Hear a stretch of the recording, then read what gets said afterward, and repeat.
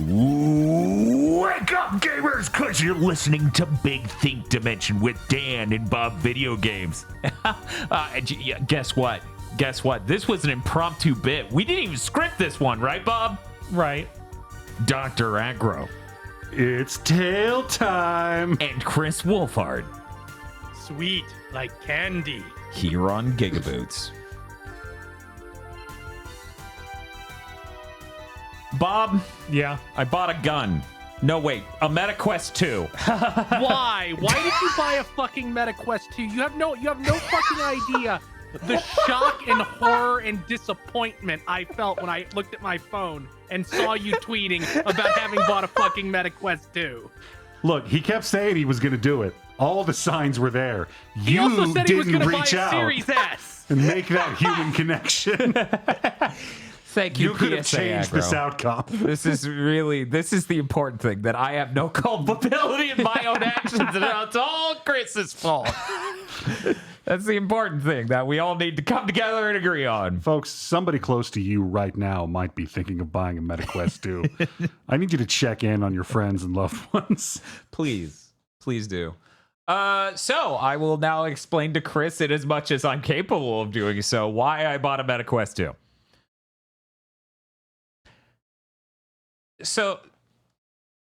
So I genuinely, you want me to like boil it down to the final, because there are pluses conceptually elsewhere of like, there are things on PC. What the fuck are you talking about? You want to be an anime high school girl in VR chat. Just fucking say it. That's Like, the fucking core, okay? But I don't know why we gotta beat this bush. So on PC for Pistol Whip, you could do modded levels. So conceptually, I would like to have a PC VR headset to play those because they look really cool. And if the tools are usable enough, also make some of my own to CVS bangers. Mm-hmm. Okay, so modded like different songs and level layouts, not like you can look down and see giant anime titties. Those are probably there too. Right? I don't know. I thought the MetaQuest was the one that you couldn't hook to a PC. You can with a USB Type-C cable. That cable, by the way, because I made all these preparations in one small span of time before I had to even use the thing. And it's a USB cable at the end of the day. I'll find a use. Shows up Sunday. And you can just hook it to the PC and tell it like, hey, just work as a VR headset. Don't run the game. Don't do anything. Just work as a VR headset. So that was the idea. I did not anticipate the dimensions on which this thing would vex me as a choice, as a decision. Because no one said, hey, Dan, just a heads up. You will not be able to fit your skull in the MetaQuest 2 even with the Elite strap. No one said that. No one prepared me for, Dan, that thing is a tube and you will shove your head into it forcefully to engage with it. Now, you and I both have abnormally large heads. It's absolutely true, yes. And the PSVR 2 obviously gave you an inflated sense of how accommodating consumer electronics were as a standard for that. Weirdly enough, like, because the PSVR 1 is a real jank headset. Like, in a number of ways, you can point at things on it and be like, that's not how that should work. Clearly a first draft. Right, exactly. So, to me, that was the low bar. And every PC VR headset review I've ever read implied that too. I was not ready for the MetaQuest 2 to be the experience of shoving my head into a Pringles can. Let me put it this way, guys. I can't put that headset on and take it off and ever not remove my glasses. It's just like you put a suction cup on my head and it removes it every time. Mm-hmm. Like, Bob, you use this thing too, and you do not have an enormous cranium like me and Aggro. No, and it still hardly fits with my glasses on. Hardly. It like crushes them. So I bought a MetaQuest 2. It was technically $250, not including tax. And the Elite strap, because everyone who uses it is very aware, the packed-in head strap is so unusably bad, you must replace it. Because it's just stretchy straps that go around your head, so it will come off easily. Mm-hmm. It will put all the weight on your nose. It's not designed well at all. So that thing's like 50, 60 separately. And then my glasses don't fit, and wearing my glasses ensures that there is light leak on every side. So now I'm looking at $50 more to put prescription lenses in it so it's usable. Which is throwing good money after bad, maybe. And now I'm going to talk about actually using it. Bob. Yeah. I'm tired of talking. Would you like to talk about your experiences using it? First off, I have to say, you probably should have seen this coming because this is a tech thing you were thinking about buying. The people online said it was good. I don't think that there was any just cause to think it was going anywhere but terribly. I talked to a number of VR chat people. Uh-huh. Well, no, I didn't talk to anyone in VR chat. I don't even have that shit installed. But I talked to a number of people who use VR chat. And they're like, this is a decent enough way to get into that. Uh-huh. And if you want the body tracking, you can actually post-hoc that solution later, and it'll still be cheaper than buying a $1,200 headset. Mm-hmm. You know, like the top-end stuff. But, Bob? Yeah, what's up? You're not wrong. just to be clear with my words and not just my tone, you are in no way wrong for what you just said. You should be like, yeah, Facebook. They probably make something around the level as a random person making a retro game piece of hardware. Yeah. Weirdly enough. I mean, it is... But as far as my experience went, that sure is like looking through a porthole. It reminded me a lot of putting on... I have a really old scuba mask when I was a kid, where it was just a circle piece of glass and rubber around it. Mm-hmm. It felt like that. Yeah. It's like I've got a tiny little porthole I'm looking through. Yeah. The tracking on it doesn't feel quite good enough, so like turning around and pistol whip, like doing a full turn, made me feel a little nauseous. And we checked the room just to, and I hate that I have to do this with tech products. You cannot just say what the experience is. People will be like, well, they did it wrong. We checked to make sure no monitor was displaying white to trick it to throw off its tracking because it uses inside-out tracking. Right. How would a monitor displaying white mess with that? Because the brightness of it would change the exposure level of the camera that's looking into out. I see. Okay. And one camera being that far off from the others can cause problems. The PSVR 2 can technically have this problem. It never seems to have it with its own screen because it knows what's on the display, I believe. Yeah, but I mean, it happens when I look straight up Yes. at my living room light, and it's like, don't do that. I'm like, oh, sorry. That would be rude. Yeah, no, I've had that experience too on the PSVR 2, but it's always because I'm staring directly into Bob's light bulb right there. Mm-hmm. Oh, right. And the other thing, like it even though my head is smaller, oh yeah, to get it on my face and feel like it's in focus, I have to strap it in really hard, like really ratchet that thing down. Yeah, and that was just painful after even 20 minutes of play. I guess it was more like 15 minutes to play. I took it off and I went and looked in the mirror. I was like, there's just a red mark right here on my brow. Yeah, no, and it's like, based on how the thing is, the rubber, the cushion and the silicone. It's actually, that thing is a separate layer on it. It's kind of like this thing really is the dinkiest version of the gasket that's on the PSVR 2. That's the word I was looking for. Yeah. The way it's designed, it seemed, because the whole thing is so front heavy, they know you have to just screw that thing in to get it to stay in place. Yeah. And on top of, like, because I also experienced Bob's tracking issues, which you would hope would be less of a problem running on PC, because I'll get to that in a second. There's also, it can't run games well. Like, No. Pistol Whip hitched a lot. It would just, like, I boot the game, and it's, like, not running great, and that's one thing, but then it was hard hitch trying to run the games directly on the device. And I was like, this was a whole dimension to this I did not expect. I figured everyone was designing their games, because I remember, like, I follow John Carmack on Twitter, and have for a very long time. And I remember him talking about working with a mobile chipset and what that means from a thermal angle and a processing angle and all these things you have to account for as he's working on this literal headset. So I didn't expect we are running the game, and it did not execute in time. So now the game's hitching hard, because there isn't a Quest it could be aiming for that's better than this, except for the insane one that was the Quest Pro or whatever. That was, what did it launch at? $1,500? Something like that. Yeah, that thing bombed on the market immediately. So It did seem like compilation shader stutter, but that doesn't make sense. So I'm not signed up for that theory yet. But it actually definitely, the way it happened, what caused it to happen, genuinely felt like that. So, but there's another layer of this. Now, people who listen to Big Think know how incredibly enthusiastic I am about VR. And so when I say this isn't hyperbole. This is just the experience I had. And then the hour and a half after that I had to go and observe myself, I had no joy. None engaging with this device. Like puzzling places, I can't get immersed in this beautiful like puzzle landscape when I can only see 90 degrees. And to clarify what that means for people who've used PSVR 1 or PSVR 2, I believe PSVR 1's 100 degrees field of view. PSVR 2 is 110. So take your whole vision, make an L with your hand, and imagine that's all you can see in front of you. Just do that real quick. Just imagine with a perfect L shape, this is all my vision can see. It is genuinely bizarre how much that just dampened like it. that's the cutoff line. Yeah.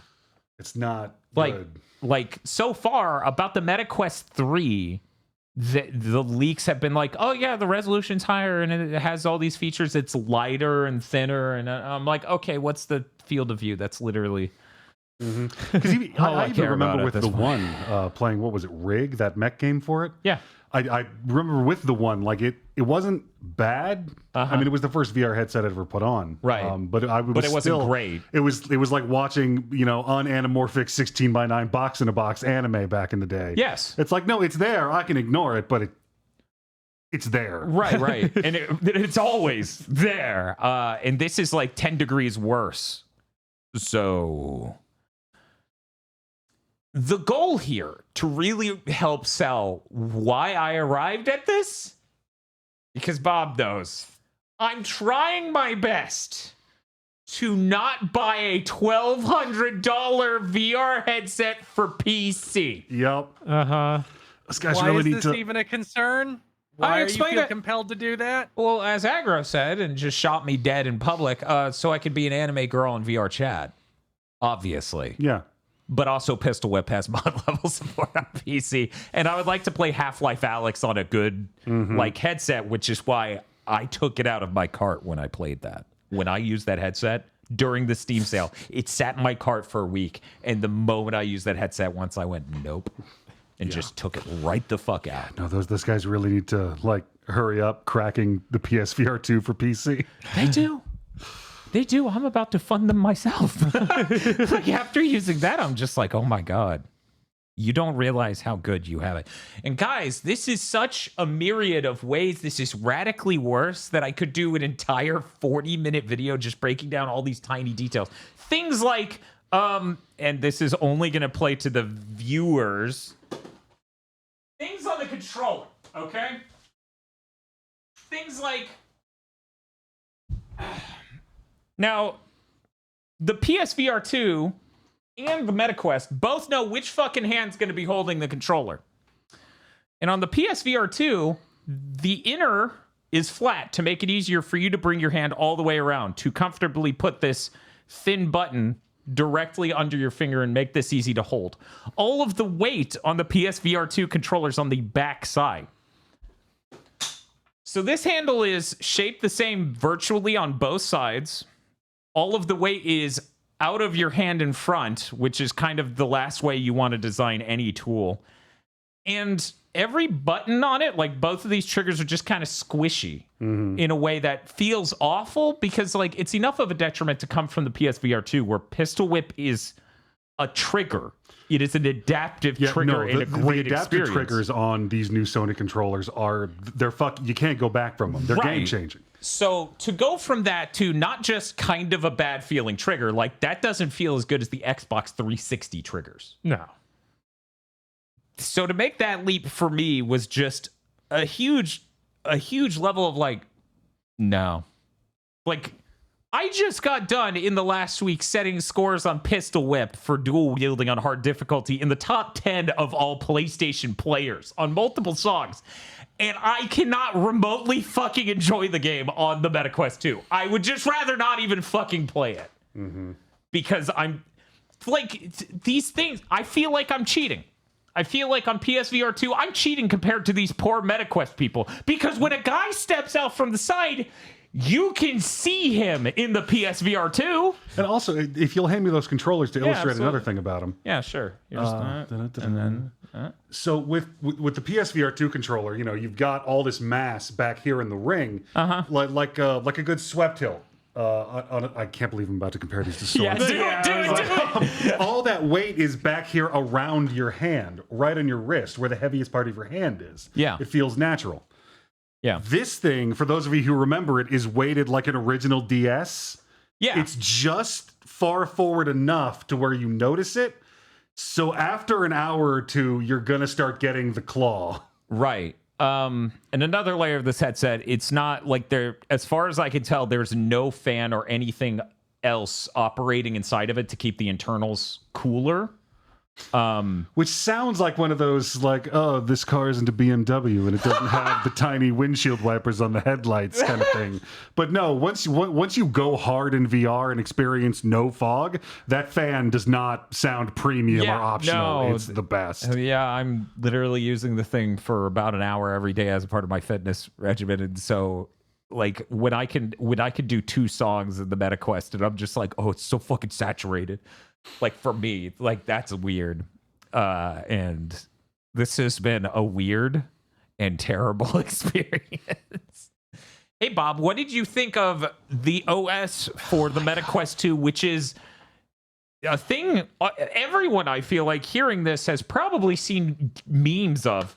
That Horizon thing. They called their meta world, their metaverse, Horizon. So the back of their VR headset advertises Horizon, and I shit you not, Agra. Let me see if it is right behind me. Oh wait, that's the No, I got it here. Okay, you got to get the sleeve part. That says Oculus. Yeah. Okay, look at the image they used for Horizon. They literally chose a Vista and a color set and everything to make it look like Horizon. Yeah, that's It is the That's lower insane. left one. I can see it from here. Like, what the fuck? yeah, no, that's intentional. Oh, I laughed so hard. I had no idea. it's possible that, like, if you hand a graphic design graduate the word Horizon, that's what they're going to come up with. Yeah. I thought it was called Horizons. I thought there was at least a lighter difference. Yeah, I but thought it no. was called Horizon Worlds, but this just says Horizon. And then the weirdest part is I thought it was a bootable game. It's the OS nowadays. You boot into your fucking Fred Flintstone house, carved into the edge of a canyon. PlayStation Home is now mandatory. Oh, I wish it was as good as that. Ew. What? They want it. It's way worse. Oh. It is radically worse. Ew. No, it's genuinely impressive how sad it is in there. It was good. I'm out here. Bob's trying the headset on for the first time. I'm like, are you in the space I'm talking about? And he's describing it in a different way. So I'm still not sure he's there. But then he looks to his left and he goes, oh, no, and I'm like, okay, so you saw the you in the mirror. Yeah, there's a horrifying caricature of you. There's a nubile next generation human. With your name underneath it, pantomiming you in the mirror dimension. There's something really deeply screwed up about this. It's like they have to have noticed that people do that every time, right? Because that was the exact same thing I did when I first saw it. You don't expect to be, I'm in my fucking N64 house. Like somebody's got a sheaf of dot matrix printer paper. Like, hey, we noticed something weird in the data scrape. You see this this spike in headset acceleration? We call that the jerk. And 12.4 seconds after every new player locks in, they experience this motion when they look at these coordinates. So are you telling me we have a lot of people jerking it in Horizon? That may be a problem. That's the 3:30 meeting. We'll get to that. We'll get there, sir. That's later. So I don't know, Bob, are there any parts of this experience that you got to try that I have not articulated? I don't think so. I did mess around a lot with looking at the character in the mirror and seeing what his hands would do. That was the most amusing part. Because they do not track you very well. If you put your hands up near your head, it's just like, oh no, they're gone. Your hands are now at your side and the controllers are floating there. Which I didn't expect either, because for people who don't know, John Carmack actually was one of the first people pushing for inside-out tracking in like VR headsets broadly. That was one of the things he solved over. So I assumed it would somehow be even better than the PSVR 2. Yeah. It turns out that however much this thing fucking costs shows in the product. It turns out in some things you actually do have to spend more money. Yeah. Yep. I think one of the funniest things that happened to me, that was just genuinely, haha, what a funny moment, not, haha, what have I done with my money, was when I had the controller sitting on the counter in front of me. I'm over here, and I'm just looking around in the OS and whatever, and I need to reach for the controllers. And, you know, in VR, at least PSVR 2 and MetaQuest 2, you can see where the controllers are in the environment and just kind of feel it out. Go reach, grab it. Well, I got close enough, but I wasn't holding it. But I got close enough that some system in the MetaQuest decided, yeah, he's probably holding that. Show how his arm would hold that from that distance. So an arm erupted out of my sternum, craned a really weird direction and grabbed it, and I cracked up so fucking hard because all I had to do was this to make it disappear entirely. And then lean slightly back forward to have it erupt again. I was laughing so hard. I'm like, you have capacitative buttons on this control. You know if I'm holding it. You don't need to guess. Why are you doing this? I notice all of chat is just asking the question.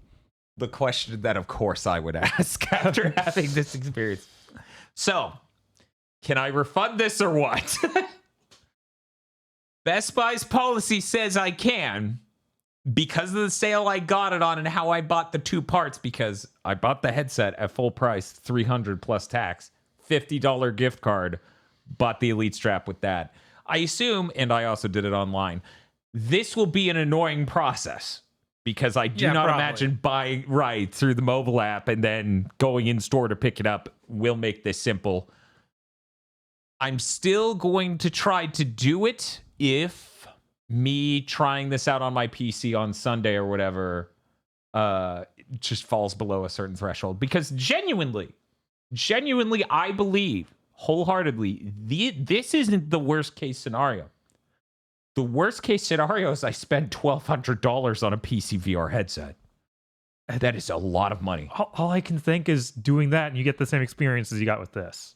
No, those are actually really good. For one, they're like 130 degrees field of view. Okay. Way higher resolution, have sensor towers. Thank God. Yeah. Yeah, no, those are... The big high-end PC shit is nuts. Yeah, and the best part is apparently Valve or whatever is supposed to come out with another before the end of the year, seemingly. And yeah, so... yeah, that's a lot of fucking money. Yeah, that is way too much money for sure. That's more than my PS5 plus my PSVR 2. Right. And when you consider, like, already I got sold on, okay, so the PC stuff will be cool for two things. It'll be cool for VR chat, where I'm going to be an anime girl, apparently. And it'll be cool for modded stuff, you know, like Pistol Whip levels and Half-Life Alyx, assuming that's not coming to PSVR 2. My brain's already signed off on, this headset just needs to do that well. It doesn't need to be a good way to experience games in general, because the chasm between the MetaQuest 2 and the PSVR 2 has already sold me on, even with the 4090, it will just not be as good as using a PSVR 2. Because the adaptive triggers, the fast loading, the, you know, raising the rendering resolution where your eye's looking to magnify the performance. Yeah. So yeah, my goal here is definitely not to buy a $1,200 headset. One might say that's what accelerated me going, it's how much? Okay, let's try it. Because I was really hoping. But you tried that, Bob. Can you imagine casually socializing in a headset that impressive? I'd probably loosen deal with the fact that everyone's blurry. It's like, yeah, I guess I'm hanging out with my blurry friends. I'm hanging out with one of them at a time because I can't see anymore because my field of view is that bad. This is just like Ready Player One. Shitty. Finally, the dream. It's become reality. So here's the second layer of this. The second layer of drama to this. I assumed the reason they were talking about the specs for the Quest 3, which is coming out later this year, and they're going to give us all the hard details in September. I assume the reason they didn't talk about that is because they were like, yeah, we don't want to sell out of the Quest 2. We want some people to wait because they don't know what it's going to be, because they reduced the price on the Quest 2. But I think the opposite actually happened. I think they did a double blindfold, right, on me. They tricked me by not announcing the specs. They're like, no, it's actually so radically better that if you had known that, you wouldn't have bought the 2 like at all. Even though we hate the 2 and we need to, because they probably have a lot of warehouses full of this shit. Yeah, of course. Is what I'm realizing, because they raised the price for a bit and then everyone went, nah, we hate that. And then they lowered the price again. Already they've announced and they've shown it literally just going, oh yeah, there's a button on this headset. Tell me if you've heard of this, where you can hit it and see outside the headset. Revolutionary. The Quest 2, as far as I can tell, does not have that feature. There's no button on it, as far as I can tell. If it exists, then it must be through a menu or some really weird button combination. It is like 40% skinnier and seemingly lighter. It has a bunch of other things. It has augmented reality, and I was like, I don't care about the mixed reality stuff. Who cares? It's like a third the thickness and twice as heavy. Yeah, somehow. Could you imagine? But should I trust that either? The controllers are redesigned. That's good. That one actually has haptic triggers, is what they're already saying. Okay. And the MetaQuest 2 is from 3 years ago. So you would like to think in 3 years, they might be able to do something to make it not an oppressively terrible experience. But no leaks about field of view, nothing about anything else. So I'm just sitting here if I return that, it's like I reversed the spec on the skill tree, and there are only 2 roads that remain. And one of them's like, I miraculously find a good, affordable option for PC VR. And then there's that evil track that, I start summoning skeletons and blood warriors and blood golems because I have a $1,200 PC VR headset, and then I have to work Uber Eats to pay that off. And that's what Quest 2 has been like for the last 24 hours. Anyways, hey, Bob. Hey. Let's talk about more positive things. Oh, wait. Everybody won 2 Switch. So I didn't see it. I saw a couple of clips that were incomprehensible. Yeah. But I mean, like, it's a mini game party thing. How bad could it have been? They made the worst one of those ever designed. It's probably one of the worst video games ever made. Has anybody seen that Twitter post where the guy's like, it took me 4 hours to make this, and it's just stock photos dancing to the Studiopolis track from Sonic Mania? Yeah. Mm-hmm. That's what 1-2 Switch looks like to me forever. I wish it was that good. Yeah, no. I wish it was anywhere near that good. Okay, Aggro. Mm-hmm. I have some pretty simple ways to break this down. Okay. Here are some of the mini games you can expect to play with your friends in Everybody 1-2 Switch. Literally rigged bingo, where the rigging it isn't an intentional design choice they made because that would be funny. They just didn't take into account that bingo numbers go in a certain order, and if you let someone stop the wheel on numbers, they could just keep stopping it on the numbers they want. They also have other mini games like, we're going to list a bunch of flavors of ice cream. Tell us how many we asked for of each flavor after 2.5 minutes straight of us listing flavors. Okay, that's just a bad game. There are 4 versions of that same game. They have Ice Cream Parlor 4. When you beat one of them, you get a choice of one of 4 mini games. It spins a little spinner on a roulette. It will replace it with the higher number one. So it will just go, oh, you beat Ice Cream Parlor 2. It's the same exact game with different flavors. That's it.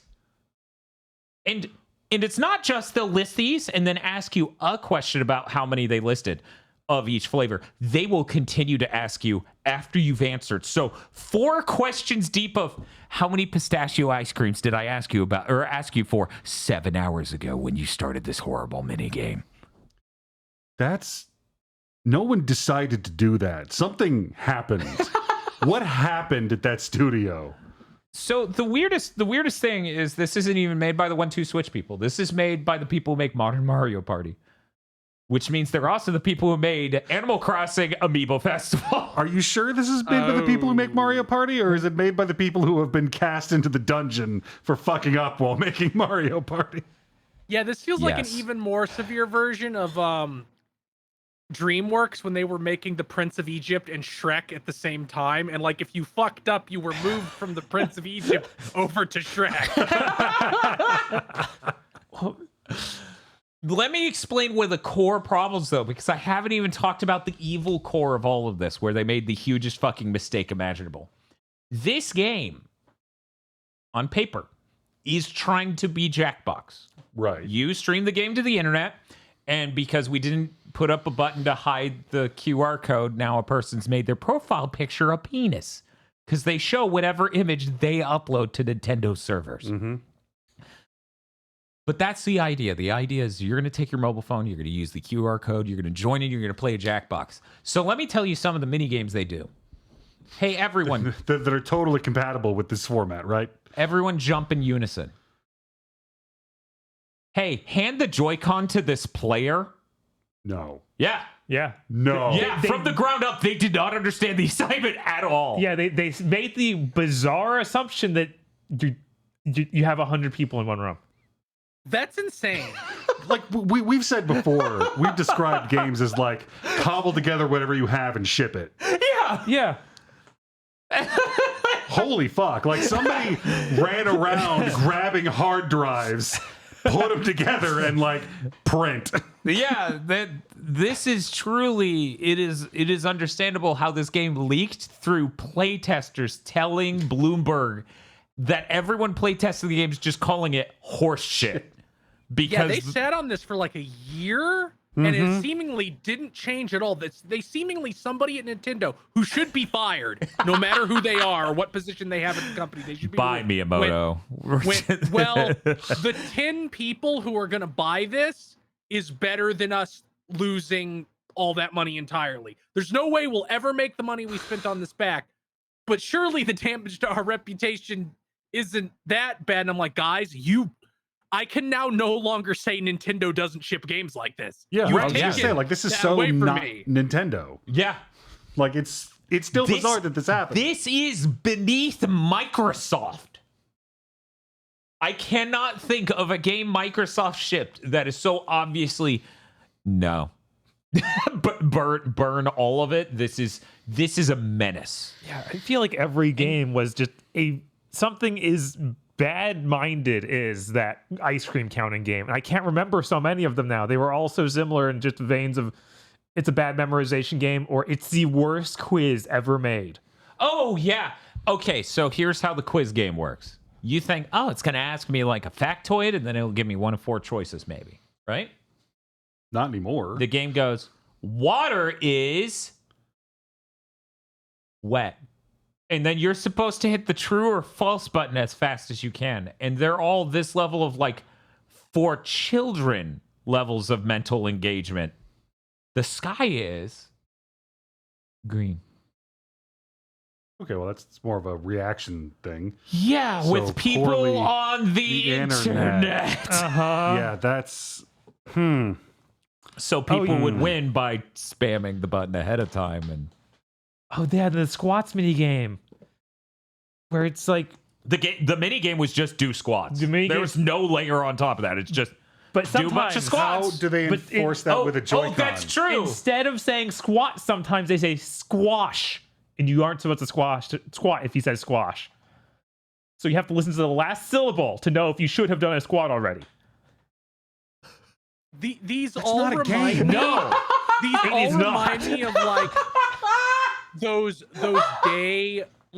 daycare. I guess daycare is not the right word, but like those centers that pop up in the summer where it's like if your kid is 9 and you have to Right. work, you send Bible them here, and camp it's or like whatever. Yeah. it's like day camps, I guess is what they're usually called. Mm-hmm. Yeah. And there's like some poor 16-year-old trying to rein these children. Like, what do we do? If I say squat, squat. If I say squash, don't. I was literally. You get a babillion points. I'm not actually keeping track of this. I get paid $4 an hour. I was thinking about that because like my mother runs that kind of shit. I grew up involved in that. Yeah. And yeah, no, like my mother could shit out a better series of games than that at the drop of a hat. I've seen her do it. Yeah. That's not even remotely hard to believe. Fucking Switch, nah, man. Give that lady like 4 empty toilet paper rolls and a plastic fork. She'll entertain 30 kids better than this. Yeah. Yeah, and they're all on this level. You need to understand these aren't outstanding in their field in the least. The outliers are the ones where it's like, okay, you have the Joy-Con and you defend yourself against everyone on the opposite team who are ninjas who can throw 1 ninja star each or maybe 2. And then it's like, okay, it wants one of the internet players to hold the Joy-Con.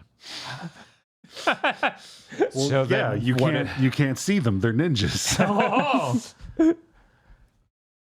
And that's one of the best in the game. And you get to reminder in case it just flew past you. The most fun game in Everybody Want to Switch. You get to throw 1 shuriken. I'd like to circle back for a second. They made a version of Bingo you can just cheat at. Yeah. I had to explain the mechanics of Bingo to Bob because he didn't know about the number ranges usually file under the respective columns of BINGO, right? Mm-hmm. So I explained, like, yeah, I've just been landing B numbers this whole time because I want this to end. Shit. Like, They have so much confidence in their bingo. You can boot that separately. yeah, Like, that is a fast access minigame and a normal one. That was the thing that got me even more. Right? I thought they would just sequester and corral off bingo by itself, but it can come up in the spinner. This is it. This is the gem. This is what you want in the middle of your minigame party rotation. A rousing round of Wheel of Fortune bingo. So, as these people on the internet are playing on their smartphones, they invented a minigame so bad I couldn't fathom it until it occurred. This minigame's called Color Shot. Or Color Shot. Right, yeah. This minigame, they go, Do you play a cop? Find teal. And it shows the entire screen, the exact image they want. Yeah, they show They're you like- the exact shade of teal they want. So then everyone online's like, pause. And they just take a picture with their phone. And then they win. Yeah. Yeah. That is a stunning look into the mind of a machine. Is this the first machine learning game? Right? Like, I don't think people made this. They have just as much of a grasp of what is fun about playing games with your friends as a machine would. This is an auto-completed video game concept design. It is truly stunning, every layer on which this is incorrect. It did not even one thing right, I don't think. No, we were constantly being floored. Oh yeah, I forgot we played musical chairs with people on the internet. No. Wait, Right? That's not a thing that is possible that you said. which is bad. So what was the approximation that you experienced? So it plays music and then it wants you to sit down. And the person who sat down first obviously got the seat. But here's the thing. The visual on screen is still musical chairs. And I'm like, that is not what we're playing. This is whose ass can touch the ground fastest. That is a different... Well, streamed over the internet. While streamed over the internet. Oh, man. I once, due to a misunderstanding, accidentally sat for the wrong ACT. Oh. And I didn't misunderstand the assignment as much as these people did. It's really rare, and I think a first in all of GigaBoots history. Like, Eric, you know, if the game's like a 7, Eric has this expression on his face like he wants out. Like he needs to chew through the walls and escape. But it was everybody. It was like, we need to escape. We need to get away from this game. We can't get away from this game. This is the whole point. Oh God. By the time we were done with that, I was like, it's been like 6 or 8 hours, Yeah, right? no, I watched everyone in the room just be like, we played that game for 6.5 hours. And I'm like, guys, chat's right. It's been 2 hours and 45 minutes. We death stream constantly. We've beaten so many bad games on the channel. But that legitimately felt like they took the Fooly Cooly iron to smooth out every wrinkle on the surface of our brain. I watched every clip that went up in the Discord and could A, make sense of none of them, and B, came away with the impression that I was watching like I have no mouth and I must scream. Yeah. I'm just looking at humans in different positions screaming because a machine is torturing them.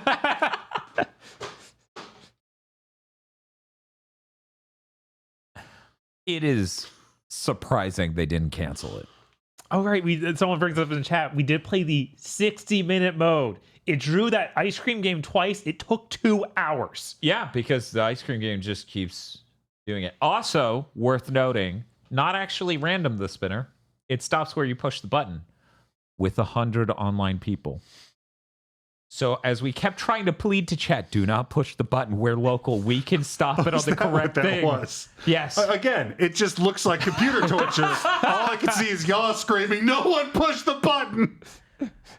Don't do it. If we all don't push the button, no one goes in the furnace. Yeah, You that just was have a to moment. believe. That was a moment. I'm like, guys, if we all just refuse to play, it can't do the minigame. And some of these sick people would not back out. They wouldn't. Luckily, everyone on my team did, so they won by default. So we didn't have to play the minigame a third time. Oh my God. I believe that was Ice Cream 3. Yeah, probably. It was a truly heinous minigame that we had long enough experience with. Yeah, I don't know. The baton pass is especially noteworthy other than... You know how Nintendo games for 17 years have had a screen, and it pops up and it's like, hey, kid, you're playing a motion control game with this controller. Put on the wrist strap, buddy. What if I told you Baton Pass for the first time in 17 years has an identical looking screen that just goes, take it off, buddy. So as we're just sitting there going, we don't know how to... What do you want us to... You want us to actually pass it? You just showed us the screen you've been showing us for 17 years, Nintendo. And they're like... Chat's like, actually, if you read the words that told you to take off the wrist strap. And I'm like... Yeah, the pantomime running while you don't have a wrist strap on. So while holding it weirdly, because you have to hold two buttons on You the have to edge. hold the tiny SLSR. So Chris was right. you grip this. Fired. Yeah. No, absolutely. This should not have shipped.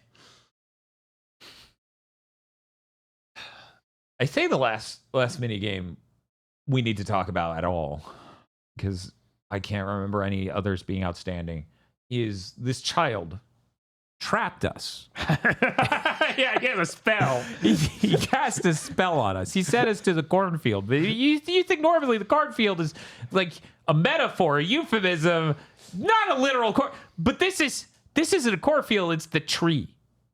So all 94 of us were trapped around this child's tree as he did red light, green light.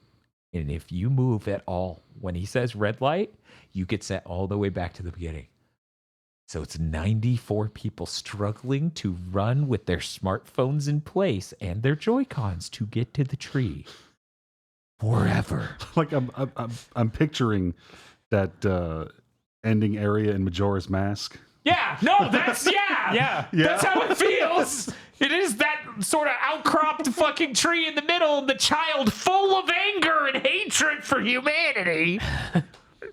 You moved, and if you move, it doesn't just send you back. He needs to take the time to say, you moved, and with 94 online players, that's all we're hearing for a minute at a time. You moved. You moved. You know, sometimes I'll be at work and think, man, I kind of wish I could be there for the Friday stream. This is not that day. No, this is not. No. I kind of want to go home and play a Jackbox game. Yeah, there's literally no Jackbox minigame as bad as every minigame in this. You want to talk about like a minigame in this that's, I guess, fine on paper that just doesn't work in practice. Did any of them like work? Hide a Joy-Con in the room, and then when the other person pushes the button, it makes it vibrate. But it's like, that could be neat. It could be. Yeah. It turns out you just stick it in a really hard to reach place, like not obfuscated, but literally. So Eric, like, it's not a great game to play in this room. No. But yeah, they just stuck it behind the camera and the TV underneath the drapes, so that were the curtains, so that way I had to lean carefully back to grab it. And they're like, "Oh, you took longer," and I'm like, "Yeah, right." Yep. I feel like I just get it. Get it, you short ass bitch. I can't." Man, Tosh would just attack you with she would go find a sharp thing and right in the thigh.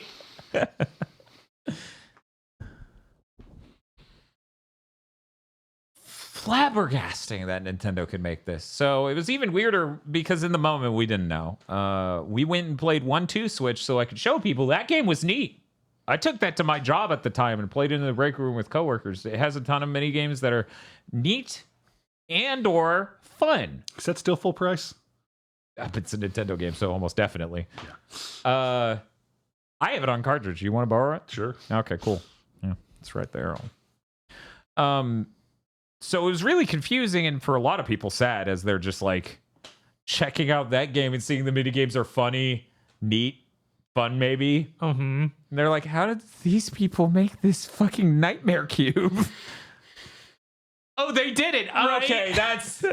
Turns out you need a special type of person tapped into the satanic ley lines of the universe. Some kind of planet-wide computer system who only feels hatred. Guys, I knew this would not be a great stream. Like, a great game to play. A great stream. I knew that it would be that. Because Horace Showpony is a fucking nightmare host. Horace Showpony. So, Horace Showpony is the host. He exists in a bubble in the corner of the screen almost at all times outside of a minigame, and he fills the screen at the very beginning. This horse, it wasn't enough that they had the Tom Green horse mask that was popular. Yeah, that's pretty rough. 18 years ago. They used VFX to make it close its mouth and eat carrots and blink and do all sorts of unsettling things. Heck, I even think that the horse mask itself is edited on. Like, it all just looks uncanny in a horrifying way. He really does seem like one of those weird, kind of jokey horror movie villains. Yeah. It's a Five Nights situation with Horace Showpony. Yeah, except it says like Horror Showpony on the VHS cover, and it's all like blood font. And then Jay Bauman's like, I don't know, we should watch this. Mike's like, it's gonna be fine. Shut the fuck up. Well, Rich, what did we play next? And 7 days later, you're dead. We played The Punch Win. The Punch Win's a really great game. It's like Wario's Woods, but good. It's a puzzle game. You know, a very, very rare genre of puzzle game where it's you control a character in the puzzle and you move around to manipulate the play field to do puzzle game Punch things. Win. I know Punch Win. Yeah. I was here for Game of the Year. This is on PlayStation now. It came out in April and no one fucking told me. I'm not blaming you, audience. Frankly, I'm blaming the people who made it because what the fuck. Interesting thing, though, it's really not an important problem. But I've beaten every version of that game at least twice. So Switch, PS4, and PS5 because the PS4 and PS5 have bespoke trophies. So I have the full trophy list twice. The PS5 is the only version that has a visual glitch that only engages in the levels that flips the thing upside down, but it's such a minor glitch, it's not going to impact your playtime. But I'm like, that's weird. Anyways, The Punch Win's great. That soundtrack's fantastic. I listen to it literally all the time. I listen to it multiple times a week, every week. Great fucking game, great fucking soundtrack. I had to just chug that game down real quick after all these 1-2 switches and everybody 1-2 switches and well, Clubhouse Games was fun. Yeah, Clubhouse Games is neat. Oh, you played Clubhouse. That's always a good time. Clubhouse is great. What a great game. That Eric just has some weird like hatred for board games, I think. It was I don't know how to describe it. Yeah. Yeah. I don't know. It was something like that of like they're competition and he doesn't like that. It feels like I was still okay. So you ever audience aggro, you ever like drink alcohol and you went too far and your brain is just fully embraced with I went too far until you sober up enough to get out of that zone? That is the state my brain was still in by the time we're in Clubhouse. So yes, Eric told that story. Yes, I listened to that story. No, my brain did not absorb it at all. Mm-hmm. I was still just in the stream has gone too far. Yeah. It literally felt like that. It literally felt like 5 shots in on tequila where you go, oh, no. There was just some story about that. I don't even know. Maybe I'll ask him tomorrow while we're streaming. Game goes here.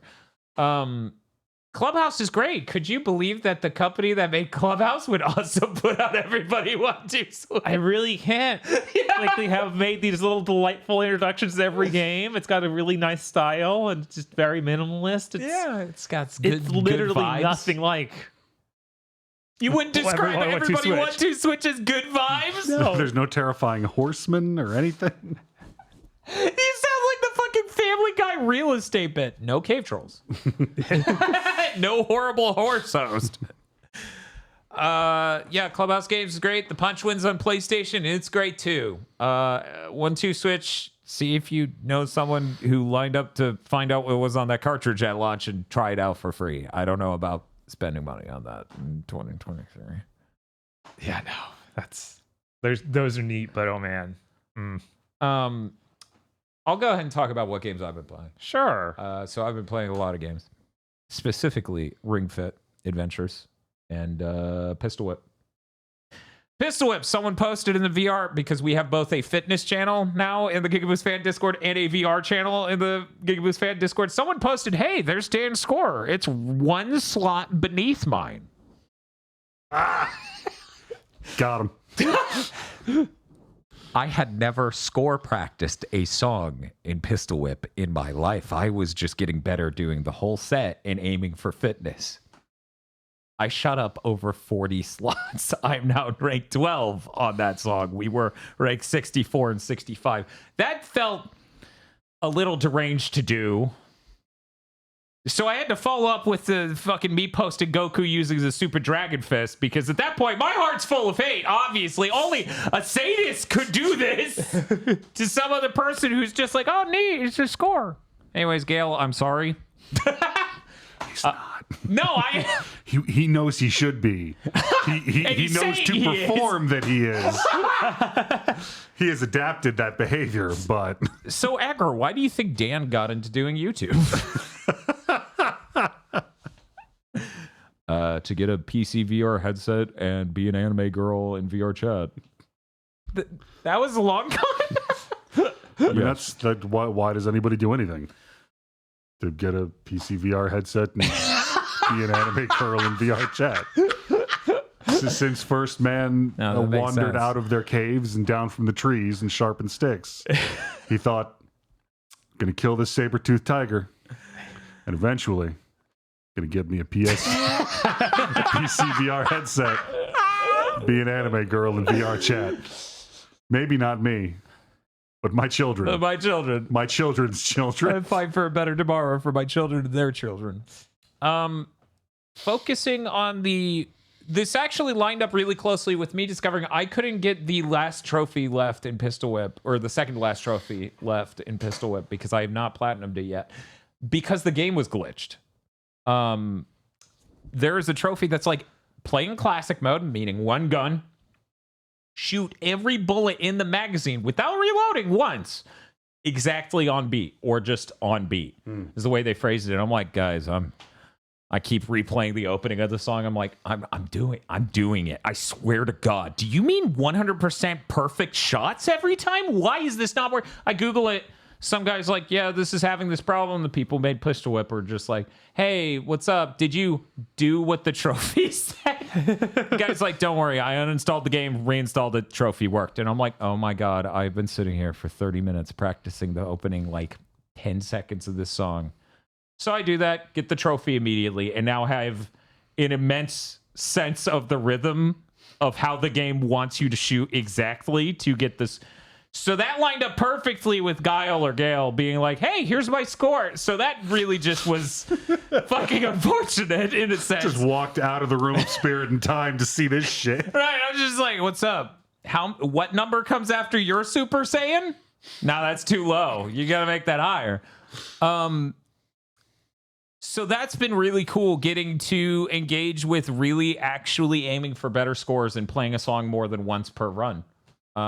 There are a few on PlayStation rankings, at least, where I'm like 12th, 10th, 20th, and that felt unachievable to me before this week. I've also been playing Ring Fit Adventures. As many people know, I've been on a fitness journey with VR stuff for like 2 months and on a diet. Ring Fit Adventures still just beat the absolute shit out of me. It's like, this enemy's weak to this. Do 22 squats. And I'm like, please, God, be reasonable. And they're like, no, that is the last thing we'll be doing here, sir. I'm like, okay, fine. I'll lower the difficulty. Which feels ridiculous because it's like, can you squeeze a ring above your head? And I'm like, yeah, I can. That's easy. And they're like, okay, then do the 22 squats. I'm like, what is wrong with you? These are not the same. So what I'm trying to say is Ring Fit should let you set difficulty per exercise region, maybe? Just an idea? Mm-mm. No. It's not how it works. You got to get more powerful. Fuck me, all I around. guess. Fuck me, I guess. Dan, please don't make me tell you to not skip leg day. I just want to skip leg day. It hurts so much. No, it's the worst. It is the fucking worst. It's that song that's talking about I would walk 10,000 miles just to be with you tonight. Skipping leg day. I would literally walk that far just to not do 22 squats. That shit sucks so bad. But Ring Fit's still fun as hell, and everyone should at least give it a shot if that seems like something you might be interested in. Yeah, I was surprised to see one of those deals things like Wario64 tweeted out, hey, this is in stock again. Yeah. I was like, oh, good. They're actually still making those. Yeah, they've done a pretty good job of just making sure every now and again getting supply out, which is great because this game's pretty unparalleled. Mm-hmm. Like, in the VR space, there are things that are similar, but you're not going to be able to have a game that's having you do all this yoga shit in VR or, with specific stances and stuff. There's a lot of moving carefully while having your legs propped up in certain positions to really work out certain abdominal muscles that you would not do in VR because that's risking someone falling and really hurting themselves. Yeah, it does seem a lot closer to like that Apple fitness thing where they have just a bunch of trainers that you can switch between. Yeah, that actually made me... It's funny that you bring that up earlier today. I was thinking about, like, if there was a way Apple had a device that could actually detect any of that at all, that seems like an obvious thing for their Apple TV, which is a piece of hardware. Apple TV Plus is a subscription. They're so good at naming things. And then the even though you'd think that part of Apple TV Plus would be the fitness program, but no, fitness is a separate subscription on Apple there, which I can put on my Apple TV. Yes. My device. Correct. It's very complicated. But it's okay, Bob. You can get the Apple One subscription, which gets you Apple Arcade, Apple TV Plus, and the Fitness Plus. I see. This is the world we live in. But I thought that would make a lot of sense because they do have a lot of, fitness stuff going on over there that maybe someday I'll check out, but no, not currently. That shit's just, hey, do 22 squats. And I'm like, now a dude on the internet's judging me for not doing 22 squats. This fucking blows. Like when Ring Fit came out, I saw the trajectory of Nintendo fitness products, and I'm still a little not confused, but bewildered a little, I guess. Off balance that we haven't seen like a white plastic boken that you put one Joy-Con in the handle and one Joy-Con in the tip, and just Nintendo teaches you kendo. Yeah, I don't know. It what's felt up like with we that. were going there since Wii Motion Plus came out, but nah, Yeah, I don't know. it's not happening. Thing that reminded me of, though, someone posted, I'm trying to remember what the name of that. There's a Chinese website where you can buy like really mass-produced, super low-budget, like no brand name pieces of silicon or plastic or whatever, and it's just I can't remember the name of the website, but anyways, they had what was just a modeled gun handle that you put the PSVR 2 controller in. Good. Yeah. And I was like, oh, you shit. send me that link. I want that for Pistol Whip so bad. I was like, if I could get like a real ass trigger on this thing. Yeah, that would be sick. They also had, AliExpress. Thank you. Yeah, AliExpress. But yeah, it also had a rifle one. I couldn't figure out how that slotted into. I remember the first thing I had to do on Pistol Whip was go in and change the bore axis on the pistol, like down a little bit. Oh, you can do that. Oh yeah, you can. Huh. Mm-hmm. That probably would be helpful. Yeah. Oh yeah, very very much so. That was another weird thing in the Pistol Whip on I knew whatever. The MetaQuest 2. Yes, I knew we were The coming auto back aim is bizarre in that. It'll be like, I compensate by having you shoot like at an 80-degree angle.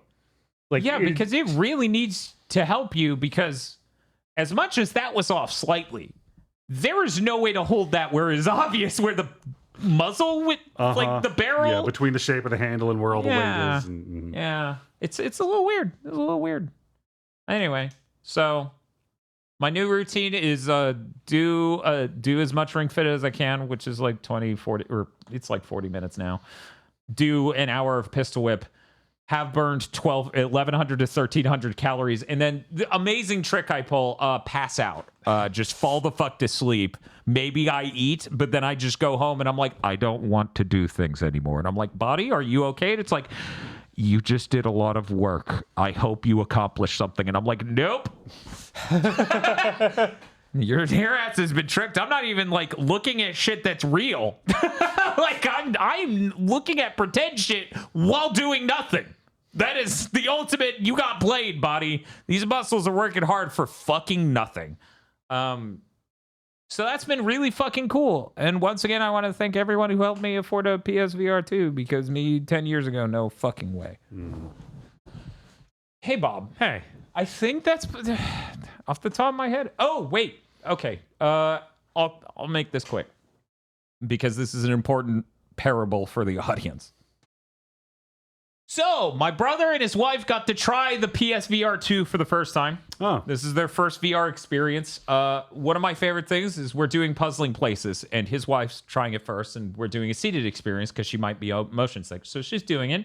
Puzzling places, for people who don't remember, it's 3D jigsaw virtual spaces you're constructing that have audio landscapes to them that just builds out as you go. He's watching his wife do it, and he's like, oh, that looks pretty cool. He puts on the headset, he's like, oh my God. This is fucking incredible. And I'm like, now you get it. Now you know why every person working marketing at a VR game company wishes they were dead. Yep. Mm-hmm. This is the hardest shit in the world. And then I told him, no, seriously, the person who has the exact job I'm talking about on the exact game you're playing right now tweeted at me basically as much, where they're just like, this fucking, now you understand how hard it is to market this shit. And I'm like, yeah, no. But yeah, they thought it was really neat. If only malls were still a thing. Yeah. right? Yeah, they do have VR centers at our dead ass mall and other malls, but malls are so unimportant. And let's be real, going to a public space and putting on a VR headset that probably hasn't been cleaned correctly in between customers. Yeah. But yeah, it's they enjoyed it, but they said it is not $1,000 good, and I'm like, you are correct. It is a good thing my PS5 is a $500 console that plays games very, very well for that price. I saw that meme going around where it was like, you don't need, it was a meme image where it's like, oh, you need a CPU and a power supply and a GPU to play these games. It's so complicated. And the guy in the bottom's like, I just have a smartphone. And it was Genshin Impact. And then somebody was like, the PS5 is $300 cheaper than an iPhone 14. Yep. And I'm like, yep, I bet Sony would kill for those margins. They would end human lives to get those margins. They're like, can we sell the PS5 for $800? Can we do that? That would be so good. We made it white and shaped weird. Did it work yet? Did it work yet? Can we charge $800? No? Okay. Yeah, once in a while I forget just how insanely expensive high-end phones are. They are. It's crazy. Yeah. Yeah, as someone who owns one. Mm-hmm. Let me tell you how hard it is mentally to ever entertain. I'm upgrading. Yeah, I'm sure. I could probably wait 8 whole years because it's a really good phone. It's got 120 hertz. It's got OLED. It could take really great pictures. Yeah, like I've been sitting on mine for quite a while. I'm like, you haven't done enough to make me feel like I need to upgrade. Yeah, that's fair. No, at a certain point, phones just started working. Right. And like the weirdest thing is like they technically quadrupled the resolution of the camera sensor in the new phone. But one, not as relevant to me anymore. Sad. 2, the detail doesn't work unless you shoot in RAW. And I'm not going to shoot everything in RAW. And if I did, when I upload it, you would just ruin it again. And so... I mean, I shoot most of my stuff in SmackDown anyway. Yeah? Really? Yeah. Huh. If you're ever curious, Dan, why are you paid the big bucks? Because I have to deal with this. I hate that I'm never able to talk about raw video or raw photos ever. That's just not allowed. Anyways, hey, Bob. Don't focus on the one time I did that. Focus on the years I've spent not doing that every time. That was the one time you did that. You know how many came before you and how many will come after you? 1 second.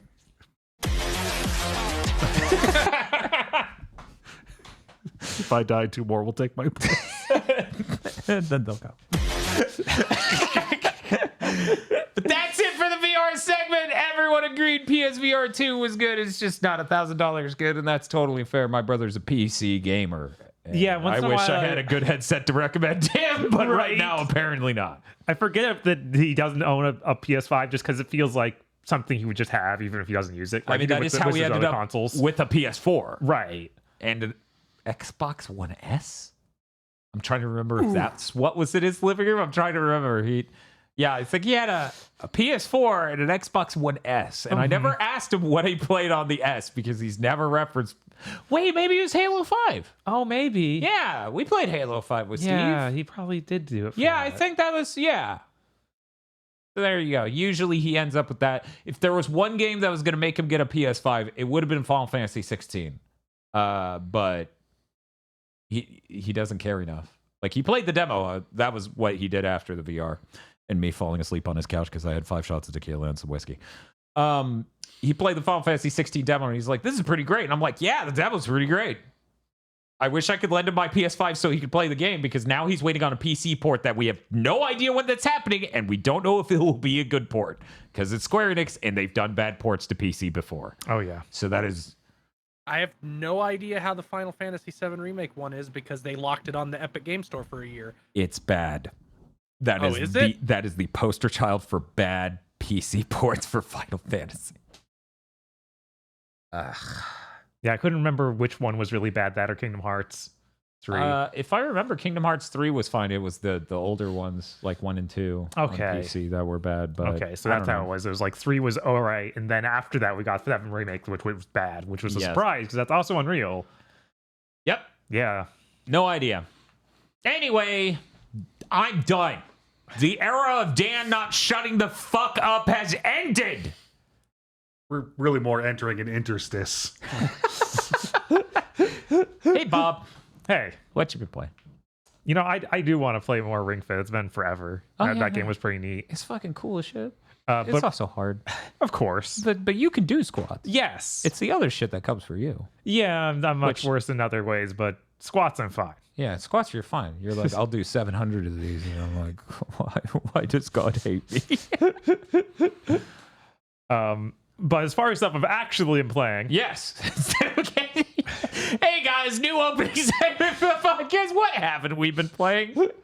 I picked up a game on the Steam Summer Sale. Yes. Called Endless Monday, Dreams and Deadlines. So it's a Garfield game. You'd think. Yeah. But this is made by a Twitter artist I've been following for a long while. Their name is HC Nunn, I think is how you pronounce it. It's HCNONE. And they do a lot of like office women drawn pixelated eating hamburgers. Like, it's very specific. Good genre. Good genre. Excuse me for a moment. So in this, you play as an office lady named Penny, who is a procrastinating artist who's now down to the last 2 days of her deadline. She's working over the weekend. It's a visual novel. And it's basically just wander around this empty office building trying to come up with some ideas for this corporate art for a device you do not know what it is.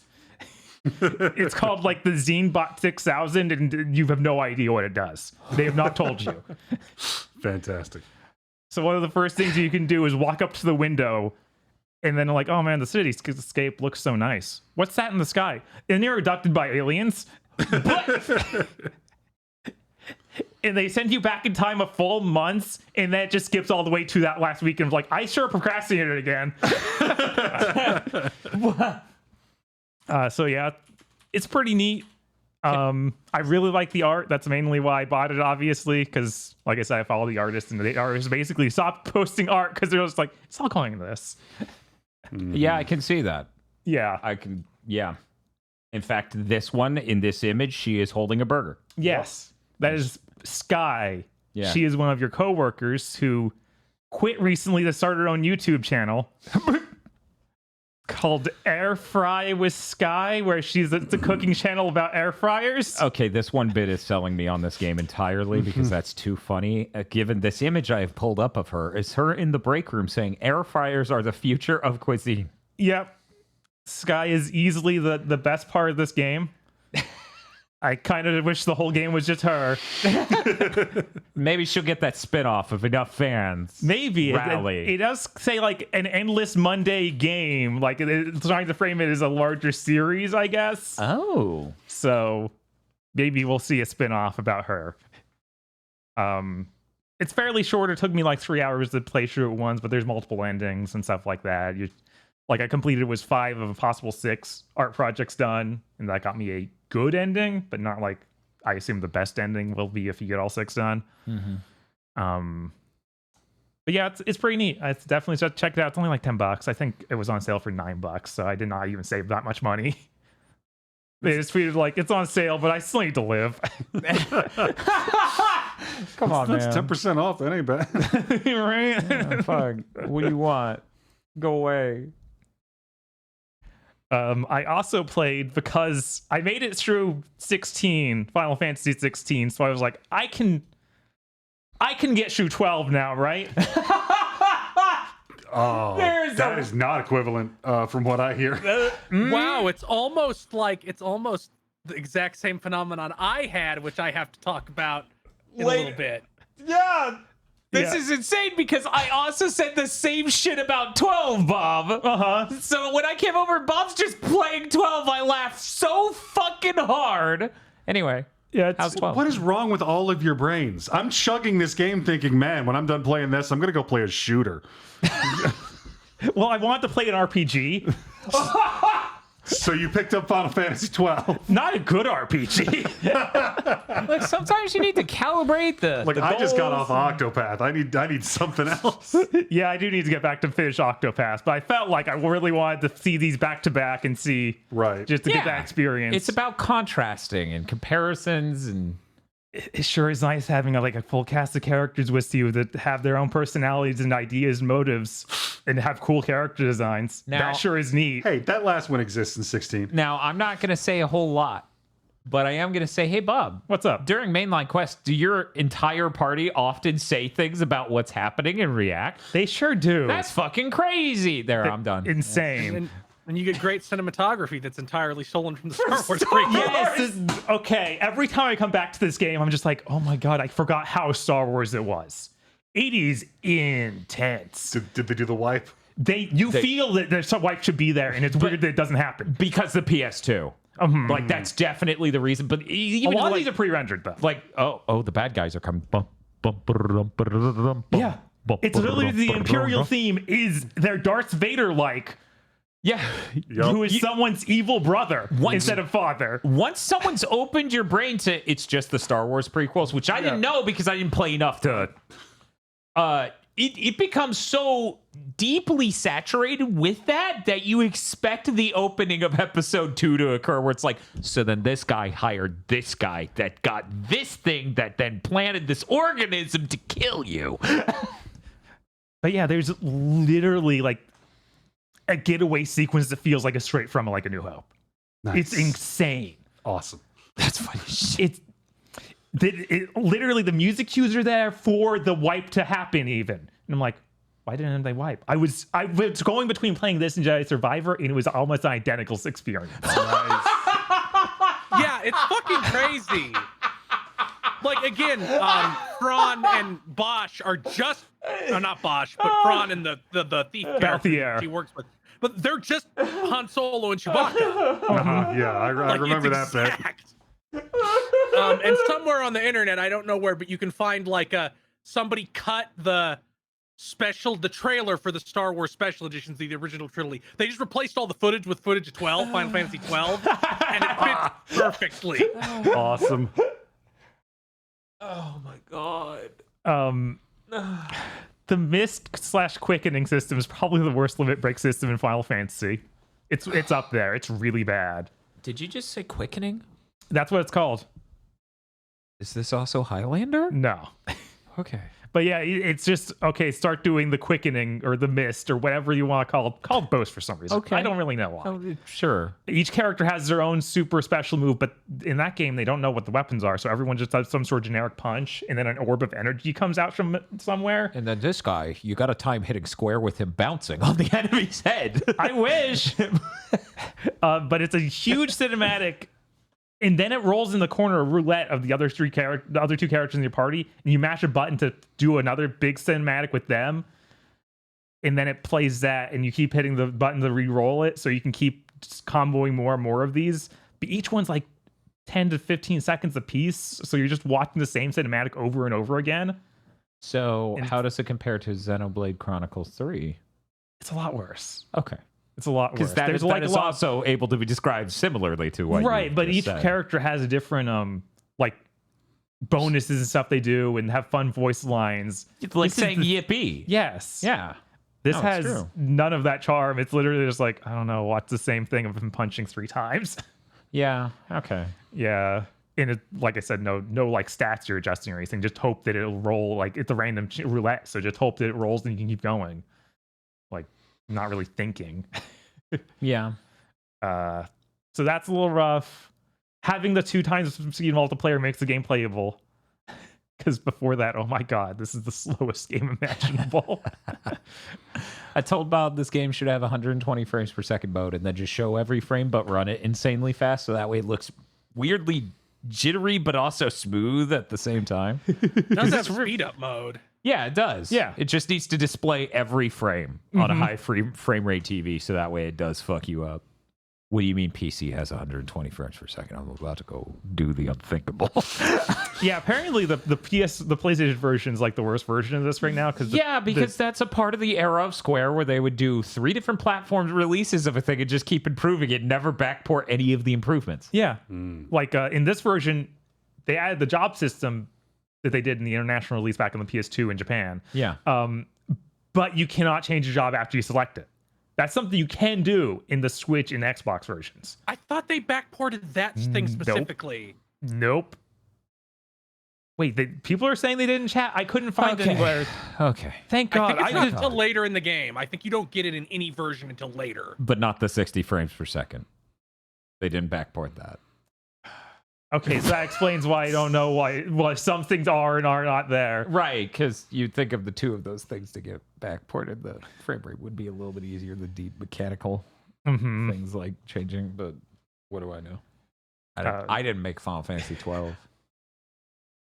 Oh God.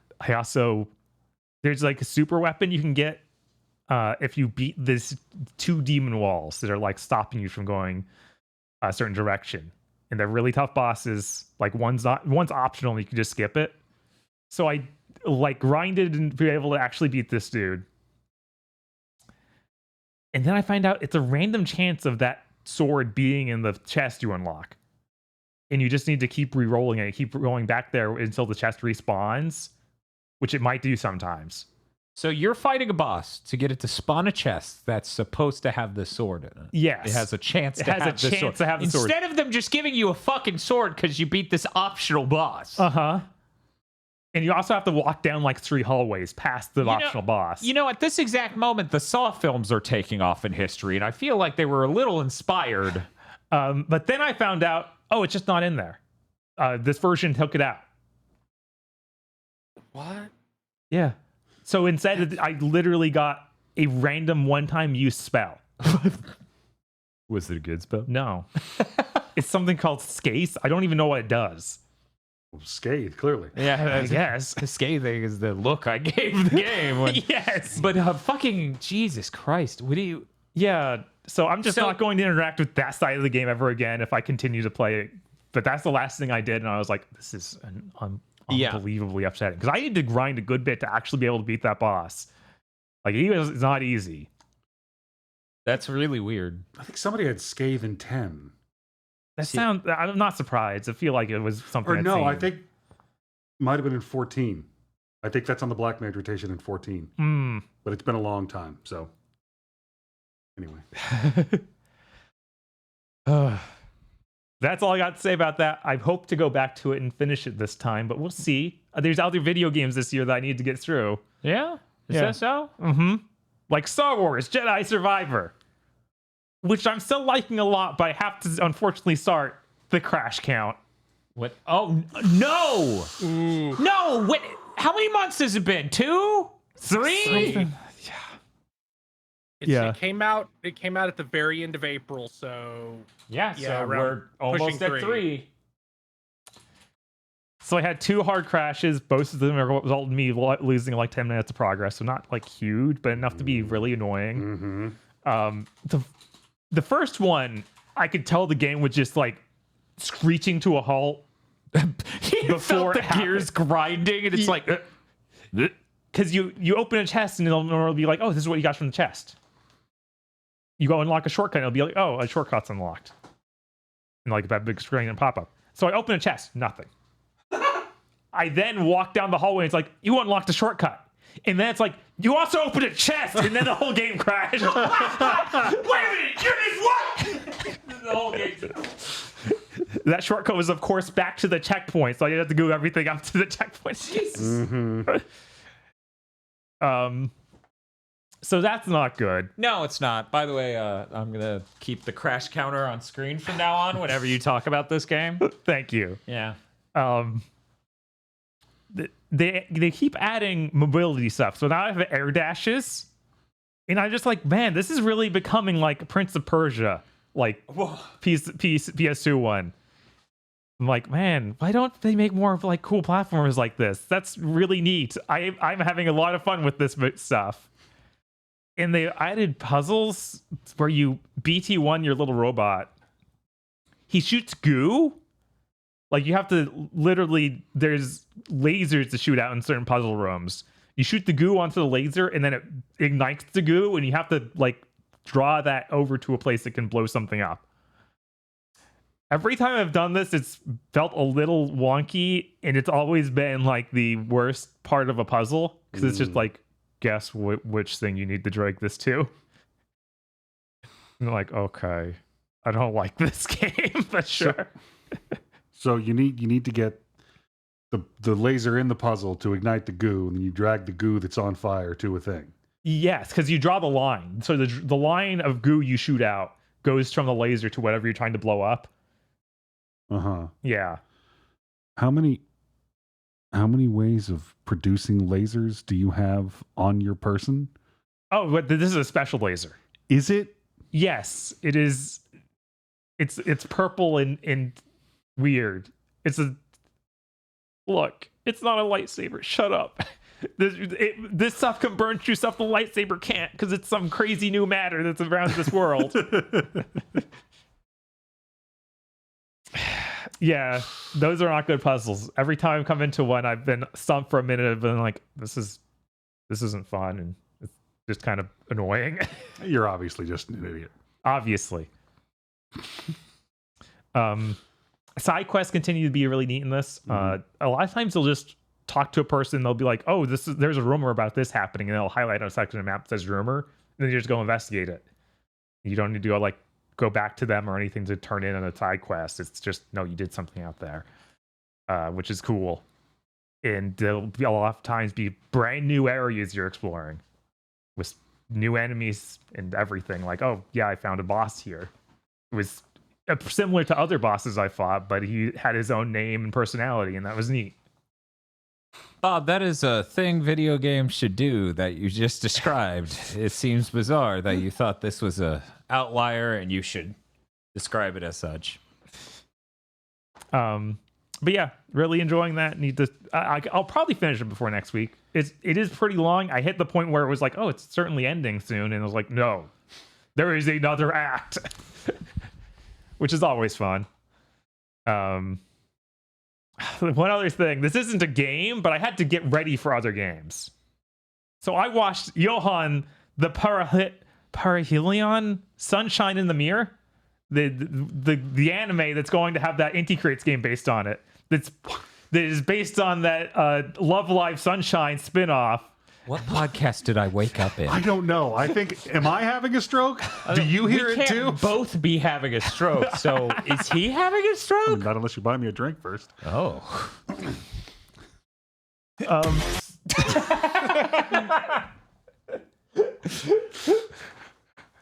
You were saying? So this anime is really weird. Okay. It's a fantasy setting, but seemingly only aesthetically. Like they still have like modern accommodations, like trains and everything, but magic seems like something that is real but is not used by people. It's like the main character gets a magic rod at the end of the first episode, and that seems really like not something that should happen in this universe. But they have talking animals that are huge. Like one of the main characters, a gigantic talking wolf. And they still have their substitute for Tokyo. And it feels like it's just a regular world, but everyone cosplays all the time. Like, that's what it feels like. I feel like that's the vibes that Final Fantasy 13-3 would have had if it got a sequel. I feel like 13-4 would have been like, yeah, it's Paris, but like, there's a fucking bomb over there. This bitch is dressed like a cosplayer. So I've only been able to watch 2 episodes. The third one's out, but I didn't have time. Okay. This is really weird. I don't know how they're going to make an IndiCreates game about this and have it make any sense. I don't see the problem. Cool. Fair. That's it. That's everything. That's everything you played? Yeah. Hey, Eyebrow. Hey. How's it going? What have you been playing? I have been chugging the 4-button combo that is Final Fantasy 16. Hey, it's 1 button 4 times. But no, Well, I mean, it's one button 2 4 times buttons and then 4 times triangle. each interleave. Unless you hit the dodge with the ring on, and then it's a different rhythm. Oh, so you are using the Berserker ring? Oh yeah, no, it's the best. Isn't it fucking... It's But just like being on fire and sliding across in slow motion is the coolest fucking my thing in the fucking world. watch goes off. It's like Amber Alert, and I'm like, up R1. No matter where that's happening, I'm gonna dodge. Yeah, that fucking dodge is like a fucking crock pot. You tap the button anywhere in the financial quarter of an attack coming near you, and you're covered. Yeah, no, it went on and it never came off. Yep. So that's cool. What are you doing side content wise, like your side quests? I got to a point before Bahamut Okay. where I did a main quest, and there were 2 more side quests in the village. And I went, I've run back and forth across this fucking place too many. Honestly, you know what broke me? Yeah. What broke me Which for one? side quests? Which one? Was the Hideaway. I understand. That place is designed like the MMO city on your faction that no one goes to. Yeah, that's all I could think playing it too. Of just like, you've made this wrong in such a way I do not want to explore it ever.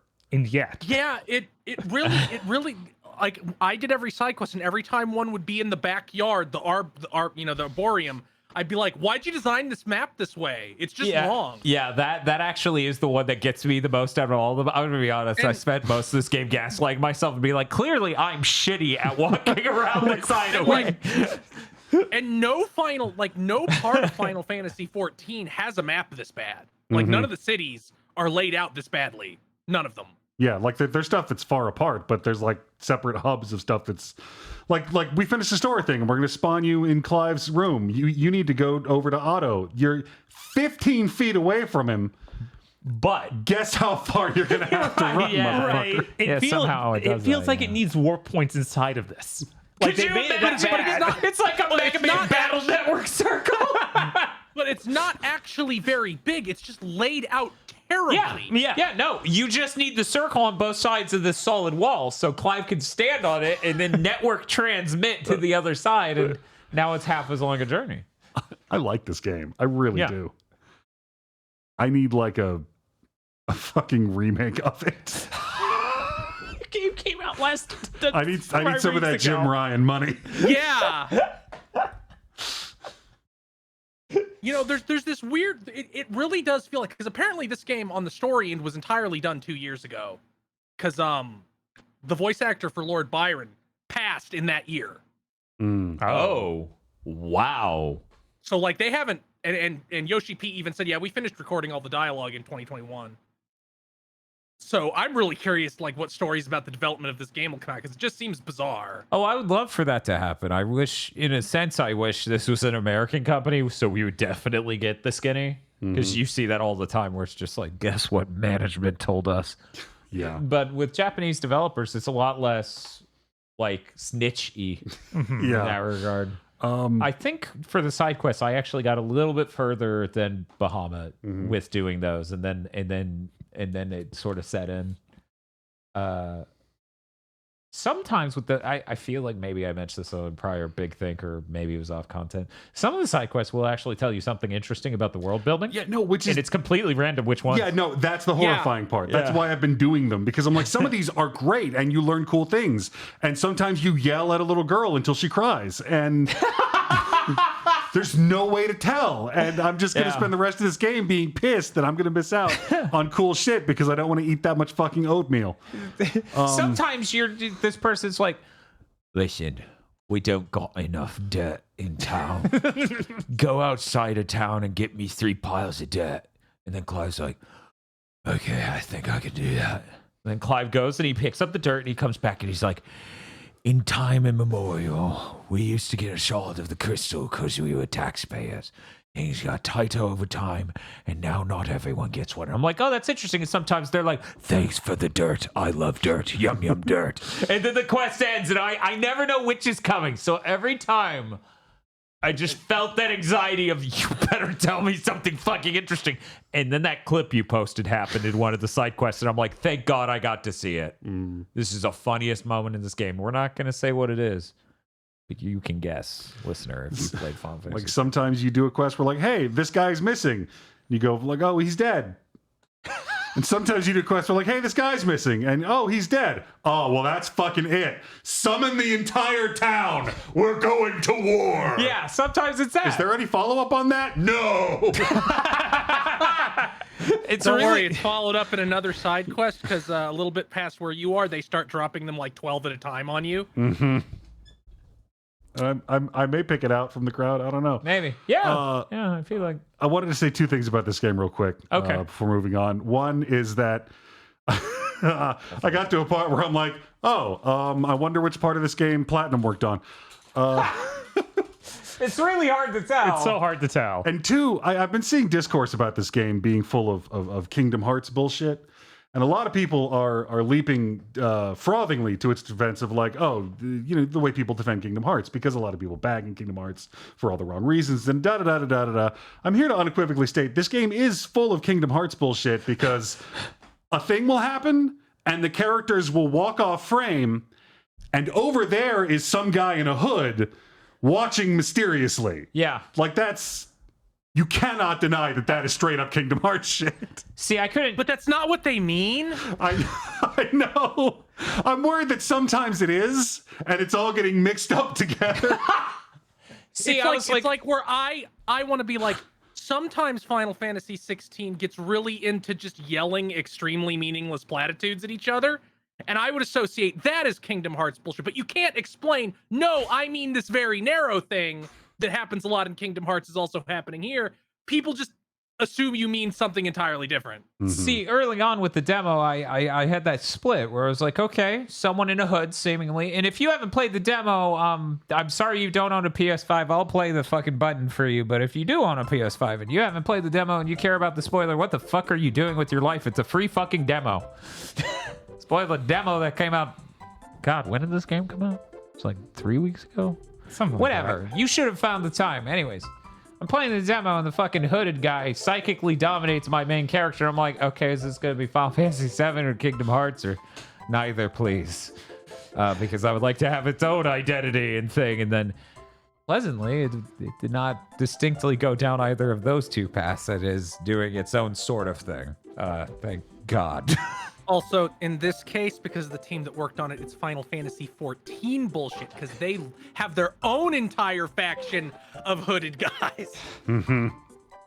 I hear there's an original thing in 14. I hear that happens, right? Well, Spider-Man Yeah, shows up. Yeah, there's lots of great original things. I'm going to stop playing the song now. Okay. I'm glad you're enjoying the game. I really wish I could lend my PS5 to my brother. Oh, fuck. Wait. Did I just talk about fucking Final Fantasy 16 without hitting the Game code provided by Square Enix. button? I can't believe I did that. Bob and I, we have a gag order. It's called a free copy of this game. We have to say that everywhere we go. I can't even check out at Publix without letting them know. People move into the neighborhood. I have to greet them at their door and go, I was given a free game copy of Final Fantasy. Instead of the Mark of Cain. But yeah, I'm glad you're enjoying it. I really wish I could lend my brother my PS5 and just let him play through it. But here's the problem. That's how I play VR games that are good. Right? I mean, it's got a pretty long cable, that headset does. Yeah, it's true. That is very true. I need you to understand how close I get every day to, like, I'll my PS5's across the room. And He's going to talk about wearing the headset while taking a shit. Yes. I knew it. I keep looking at the cable thinking, I fucking knew it. that'll probably reach. I fucking knew it.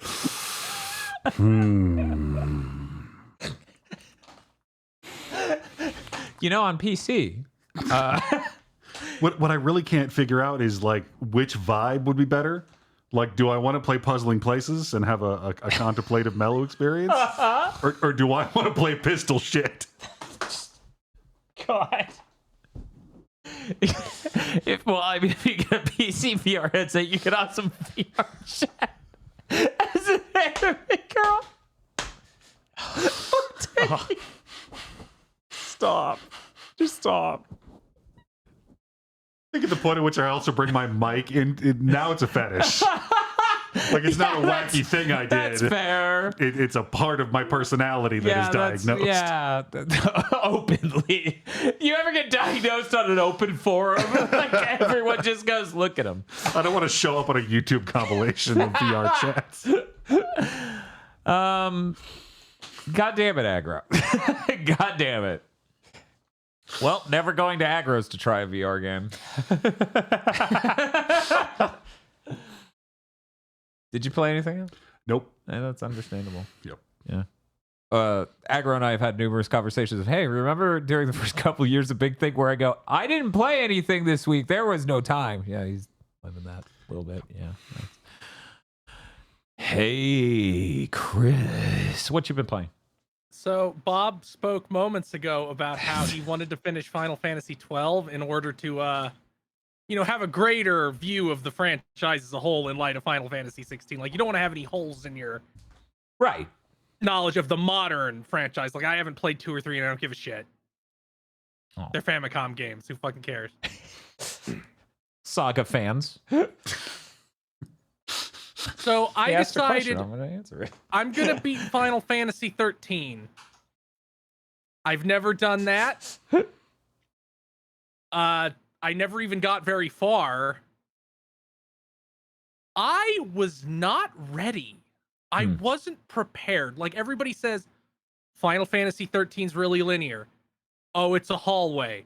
Yeah, and I'm like, well, people, you can also kind of say Final Fantasy 10's a hallway. Some people, no, Yeah. No, it's a different league. No, it's, Oh, yeah? as Thor High Heel says, it is a highway. It is a hallway that goes through the world's most beautiful 7th gen skyboxes. That's the game. The whole game. You just get to see cool environmental art as you walk down a hallway. Even that is overselling Final Fantasy 13. The areas in Final Fantasy 13 are probably 4 times longer than they should be. All of them. But Like the there's art multiple design's so points. good. The multiple point. No, it isn't. What? I love the art design in 13. I love Bulbasaur that is just in the game. Some of it is good, but the second okay, you have the really fucking way too long opening segment on the highway. That's fine. Then you have the way too fucking long segment in the crystal sea that you're wandering around. That's very cool. Then you spend 5 fucking hours in a junkyard. Okay. Nothing happens. There isn't any impressive bosses. Many times I went, they fucking copy pasted this chunk that was from 2 hours ago and just stuck it here again. Well, I just don't know what to tell you, Chris. I was very impressed when I first played this game in 2010, and I haven't gone back to check since. It definitely was worth my $60 for about 14, 17 hours, and then I quit because I don't like the mechanics of the battle system. This game looks insane at 4K. Hell yeah, it does. I think you could argue that no game ever, in fact, needs to look better than this. I do that all the time. We should probably bring it back so that Final Fantasies can have like scope and breadth of content again. Hey, guess what? If fucking Harvestella had budget, it literally would look like 13 because it has 13 art design all over it. And it looks amazing in 4K for the character models. Can you imagine 4K Shadow Assassin? I can. I do that once or twice a day. I have no idea what the development of this game is like. So this isn't even me guessing at it. This is what playing it feels like to me so far. Okay, shoot. It feels like they spent a lot of fucking time not making any progress, realized how much not progress they had made, and went, cut what we have into something kind of the shape of Final Fantasy X and push it out. And put a guy with a horse mask on it. It's always like astonishing when I see pictures of 13 as a PS2 game. As a PS2 game, yeah. This game spent about 6 years in development. Yeah, it's crazy. Yeah. Oh yeah, because this would have been the team from Final Fantasy X after they, because a different team made 12. But like, it's linear in the same way. The Crystarium is just a shittier version of the Sphere Grid. Yeah, that's what I hear. I've never played 10. How? We've ragged on Final Fantasy 16 quite a bit for like it doesn't let you get stronger than exactly as strong as it wants you. 13's also that way. Like it's like, no, you walk down this hallway and there are 3 guys walking in a tight circle in this narrow hallway, and you fight them and then you keep going. And they will respawn if you walk 5 miles in the other direction and then come back. They will respawn. But that is not feasible. Not for the amount of, especially since the game gates you on how far you can develop your characters at the points in the story. Like, you don't get more of the Crystarium until you beat the bosses. Right, yeah. It unlocks. So even if you could grind, it wouldn't do anything. And like, you don't have armor, you have accessories. We need to put some qualifiers on this. Now, we like to be transparent with our audience, and I think it's important for us to frame Chris's statements. Chris is still in the tutorial. How many hours in are you? 14, I think. Yeah. I'm on disc 2. fucking 360 first. Oh right, God, it did that because I'm playing on the Xbox Series X. Yeah, it's that classic Final Fantasy feel. Like there is, like, not only that, there's barely been any like story. Like, I don't know what I'm supposed to be doing or who the villain of this game is supposed to be. Like, I think it's supposed to be the Pope, but he was on one news broadcast that was in one cutscene where he said a bunch of shit that sounded like George W. Bush. Pretty sure the villain of that game is your sister getting laid. I don't know. It was really complicated. There are a lot of emotions. Hard to track exactly. Like, I think lightning she got crystal? dick and turned into a crystal. Lightning is really funny. I didn't think that she would be as executed as perfectly as she is. Oh yeah, lightning's Yes. great. I don't know why people are upset. Nailed her. Everyone who's a lightning hater doesn't understand. The moment when you get Odin and she's like, "Fuck you, Hope. I'm gonna leave you. You're not radicalized like me," because she's going off to blow up Sanctum. Yeah. Because she's like, "Fuck it. I'm just gonna take down the system." And then she brushes back to save him from Odin. Is a very good moment. And boy, I wish the summons in this game were cool at all. The way they work mechanically is kind of bad. I remember they had sick designs, but They do have really sick designs. They like do. Odin, like Shiva is the two sisters who turn into a motorcycle. Mhm. Odin turns into Sleipnir, and then Lightning rides him and uses his swords. Shit. So It's very cool. real quick though, on the lightning thing, because I really want to say this. I want to get this out there. Both Cloud and Lightning are perfect representations in media of terrorists. And the motivations to become a sort of terrorist for the greater good sort of thing. Because whereas Cloud has no self-identity, modeled himself on some cool guy he met and is desperately trying to get women and doing it for money. Lightning is very radicalized. Fantastic job. They really nailed it. Good But yeah, job. like the first like 15 hours of this game, not only is there basically no story, they split up the 4 people in your party and you keep swapping between them, so you don't even have a full party. Yeah, for it's like really hardly frustrating. any time. Like and I'm like, guys, you could have just made the game 10 hours shorter, but I'm afraid that if they had done that, we might actually have been looking at Final Fantasy 13 hours. But like when we get, because I looked at the walkthrough and it seems like the game starts about 3 hours from where I am now. Like it was like, I just need to know when the characters meet up again and when it actually lets me use the fucking combat system. Yeah, lots of baffling choices happened, man. Yeah, also we were talking before the podcast, and Chris didn't realize how real the tutorial is 20 hours long with that game meme was, and I'm like, that's where the meme came from about RPGs. Yeah. Like, but it's not like Xenoblade 3 where they keep giving you tutorial stuff. No. It does have, like, with the gigantic amounts of time between it, like 3 hours, then there'll be another tutorial message. Right. This is really obviously just egregious amounts of padding. Yes. Because And- every area actually has cut and pasted hallways. Like they just take a section from earlier in the map and put it again later. They do that to in 12 extend a it. lot. Strangely, they like 12 is one of the worst features is we made bigger maps. We did that by using this one tiny map repeated 7 times. Who knows how many times? Yeah. Who knows? Yeah. I mean, it's it's like really obvious now that Final Fantasy VII Remake's combat is an evolution of this. Like it's a clear line because this has the ATB bars that fill up and let you do actions. Where characters are physically standing determines if they get hit, but you can't actually control that.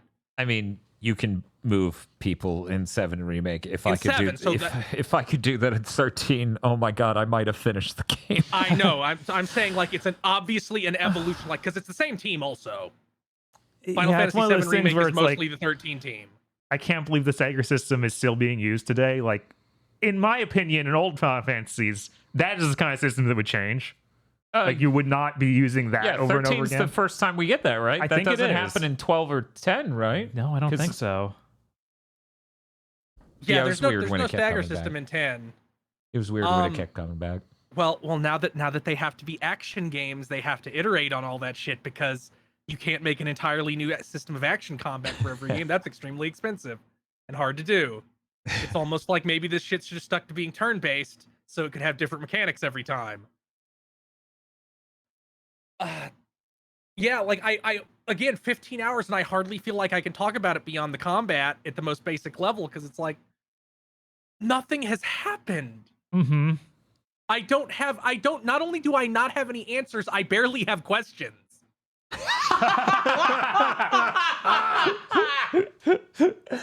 Damn.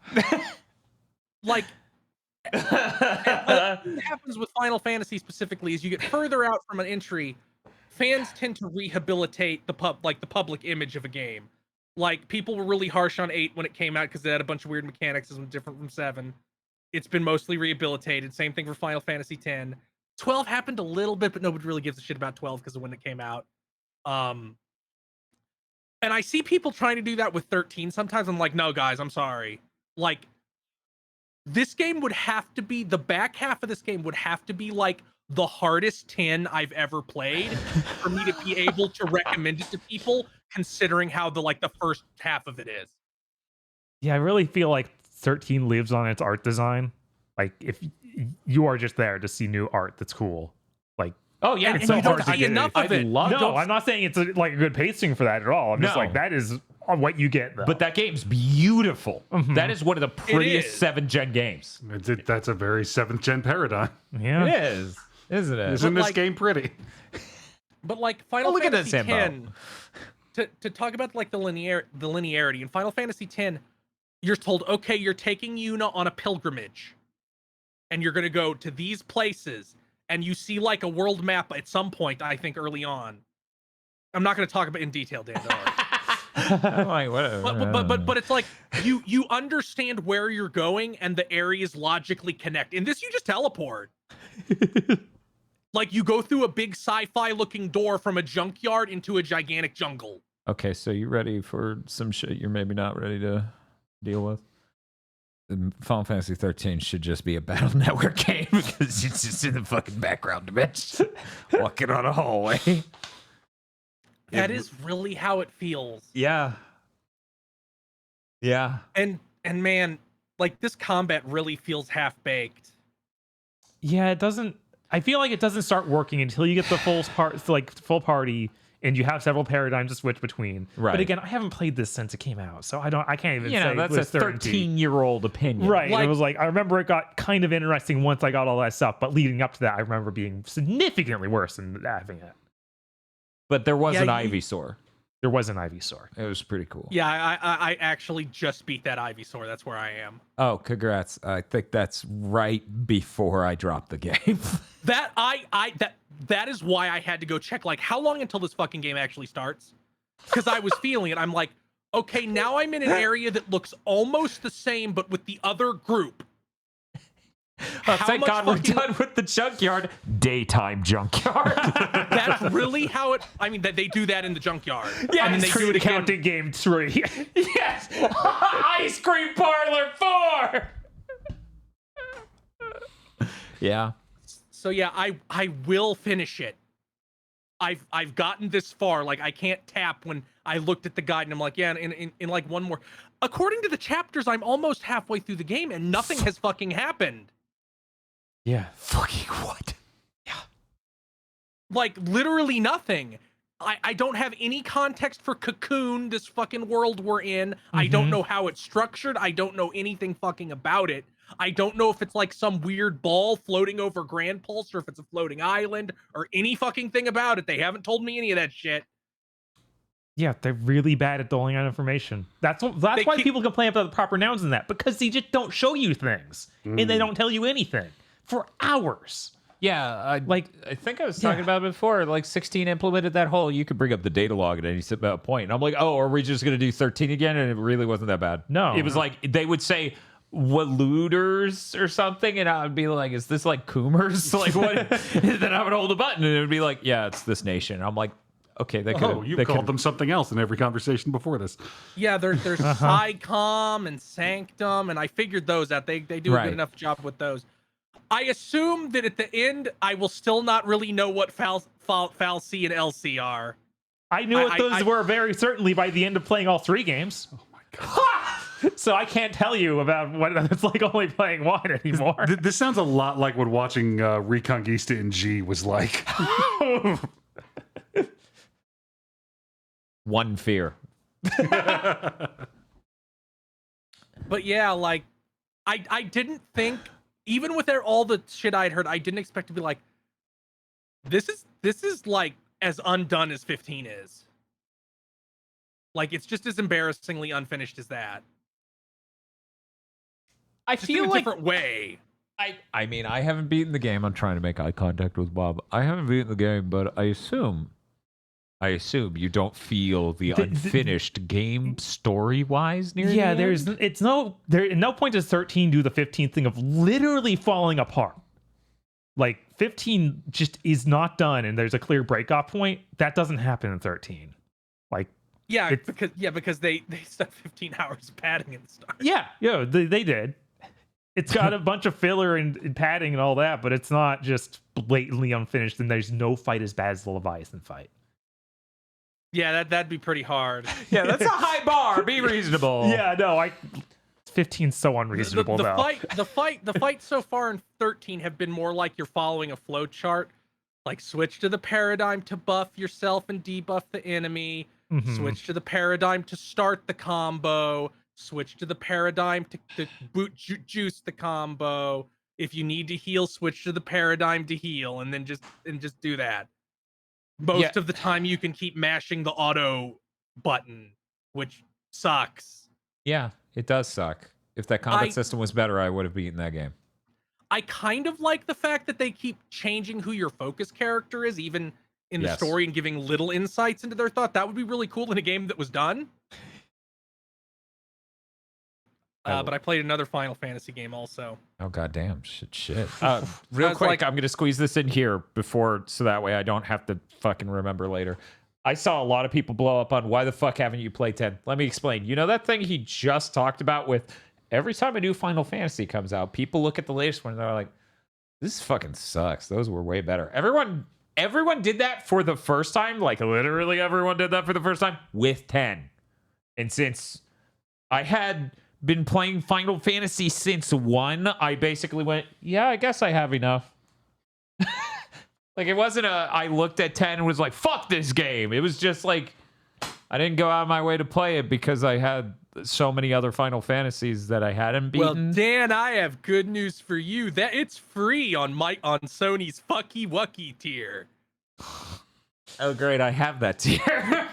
Because I fucky walked up. But I also am like, you know what? I'll also replay 9 because I haven't done that in 20 years. I really want to do that. That game looks unfucking real. Yeah. That game looks insane. Like, no fucking wonder Final Fantasy 9 has as many shooters as it does. It looks like this on the PS fucking 1. Mm-hmm. Yeah, that thing's incredible. It's a little nuts. Going back to that thing I've talked about where, like, you can't make like, you couldn't do a AAA remake of Final Fantasy 9. You couldn't. Like, the first 3 hours would cost $200 million. Yeah, they're incredible, aren't they? Boy, I'd sure like to go back to fixed fucking camera angles. Yeah, it'd be neat if we could just get some games with great stories that look great and have neat designs, and you just keep moving through them, and you don't have to put filler content to keep me from going fast enough to get the... Like, you get all these unbelievably good-looking models so fast. You get all these unbelievably good-looking pre-rendered backgrounds so fast. Mm-hmm. It's just, goddamn. Final Fantasy 9 is a game that looks so good. My brother got a PS2 at launch, and genuinely, like, we had those other launch titles to just look at and rent from Blockbuster, and I don't even remember if he owned a single PS2 game, because 9 looks so good that we were just like, yo, Final Fantasy 9, like, loads fast at all now. This console's amazing. Yeah, that's the roughest part. Yeah. That's the roughest part of 9. And if that remake seems to be real, and assuming they don't fuck it up somehow and be like, we tried to make it cost as much money as Trials of Mana, which you can't fucking do. We just redid the phone version again. Have fun going through all of 9 circular staircases with 8 directional movement, you fucks. Oh, that's how it is on PlayStation fucking 4 also. Mm-hmm. Yeah. Yeah, it's the phone one, and I hate it. But like the only thing you really need to fix is like get rid of the thing where they show the thing you're fighting from 8 angles because they need to load. It's so cool, but yeah, I get it. Yeah. Like it was my first Final Fantasy, so that's how long battles take to start for me. So every other game I'm like, wow, this is really snappy. I I don't think I've ever heard you say that was your first Final Fantasy. You always talked about how much you liked it, but I didn't know it was your first. I admit that all the time. I had no. Yeah. What about I'm used to tactics? talking to I thought you Zoomers played- and they're like 10's my first. I'm like, yeah, you're a baby. I don't fucking. You're my age and 9 is your first. That's crazy. My God. Isn't that fucking unreal that, like, because 12 released in such a weird period that basically nobody played it on the PS2. Yeah. For like a 10-year span of time, people's first Final Fantasy was 10. Yes. Mm-hmm. Yeah, it's almost like they shouldn't spend forever making these games. We should have more than one Final Fantasy on the PS4, and hopefully we will on the PS5. I don't see unless they do with that thing we talked about. Where it's like we're also shipping on the Switch too. I mean, I think there's legit a possibility where they're like the next one's turn-based because it's the only way we can shake the accusations from the haters. I think it's a smart business also move. that would also, like, Final Fantasy 16 started development in like 2017. So the entire turn-based genre rising from the fucking ashes like a phoenix hadn't happened yet. Also, one more thing about 13, it's just bizarre to see mechanics that I had played from other games. Like that 13 obviously caused to happen in other games. Like I found myself doing so in Trails of Cold Steel. Fuck. That in all 4 of those games, you get an enormous advantage if you walk into an enemy from behind. So I would do this thing where it's like, well, the area they can aggro is actually pretty small, especially in the first 2 because they were on the fucking Vita. So I would aggro them, walk out of their range, they'd turn off and start to go back to their default position, and then I just run into them from behind. I'm doing that in 13 also. Yeah. I think that was in Persona 3, but you had a button to attack. Well, Persona 3 is such a late PS2 game that it came out at the same time. I know That was Persona 4. That's Persona 4. Persona 3 came out a couple years earlier. Let's see. I played one other thing. I played Blaster Master Zero 3. I streamed all of that. That game's really fucking long for a Blaster Master Zero game. That game's like 9.5 hours long. Yeah, that is weird for Blaster Master. Now, granted, one of those was me spending like a solid hour trying to beat the final boss, or what is functionally the final boss, because it does the thing where it's like, here's some unbelievably fucking difficult nightmare, and then there's the story final boss that's way easier. Yeah. That game feels cheaper than Blaster Master Zero 2, but it has a really great ending, so I'm going to give it a pass. Cool. I sure wish that they had just included the Japanese voices in these games. Because if you buy the physical version in Japan that has English text, it also has a Japanese dub. There is no English dub. But they didn't even. Why wouldn't they include that? I guess you'd have to pay the actors, maybe. But that's I think it really might weird. have happened after 3 came out, and they just never ported it back into the earlier versions. All right, you'd think they'd at least sell DLC for that if that was the case. You would think. Weird. Yeah, that's bizarre. Yeah, I find it very difficult to see how this isn't IndiCreates' best franchise. Yeah. Because it is right now, and all I have left to do is Azure Striker Gunvolt and fucking Curse of the Moon, but I hate Curse of the Moon too, so it's already fucking failed. Right, it's half and half. Azure Striker has like the weird spin-off thing, I assume you're gonna do that too. Luminous Avenger. Yes, I'm gonna play 9 Luminous or Avenger. X. It's just X, I think. Luminous Avenger X 1 and 2, and then Azure Striker Gunvolt 1 through 3. But I am taking a break from IndiCreates games for a while after this because, well, I want to end it when Johane in the Deep Blue Parley Hellion thing comes out, and that doesn't come out till November. You gotta watch the anime, so you know. Also, it's gonna be a cold day in hell when I pay full price for Azure Striker Gunvolt 3. Yeah, that being $30 is wrong.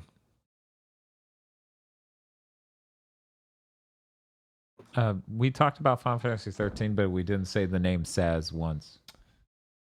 I just figured I would say that. Yeah, I don't know if he's really had much with Saz yet. Saz is cool. He has. Okay. Saz is pretty great. I'm a pretty big. I like all the characters. I just wish the story was there more so they could do things. Like I think all of them are pretty interesting. I think Troy Baker does a great job as a dirtbag, as Snow. Everybody loves Snow. Snow's so likable and fun, and what a great guy. So there's all those flashbacks. They like end every chapter with a flashback to the town right before the events of the game start. And I just kept thinking of fucking Days Gone, where you flash back to Deacon and his wife. Because you flash back to Snow talking with Sarah. Now I'm trying. Something in 16 made me think of Days Gone. I don't even know what. The scars we bear. Oh my god.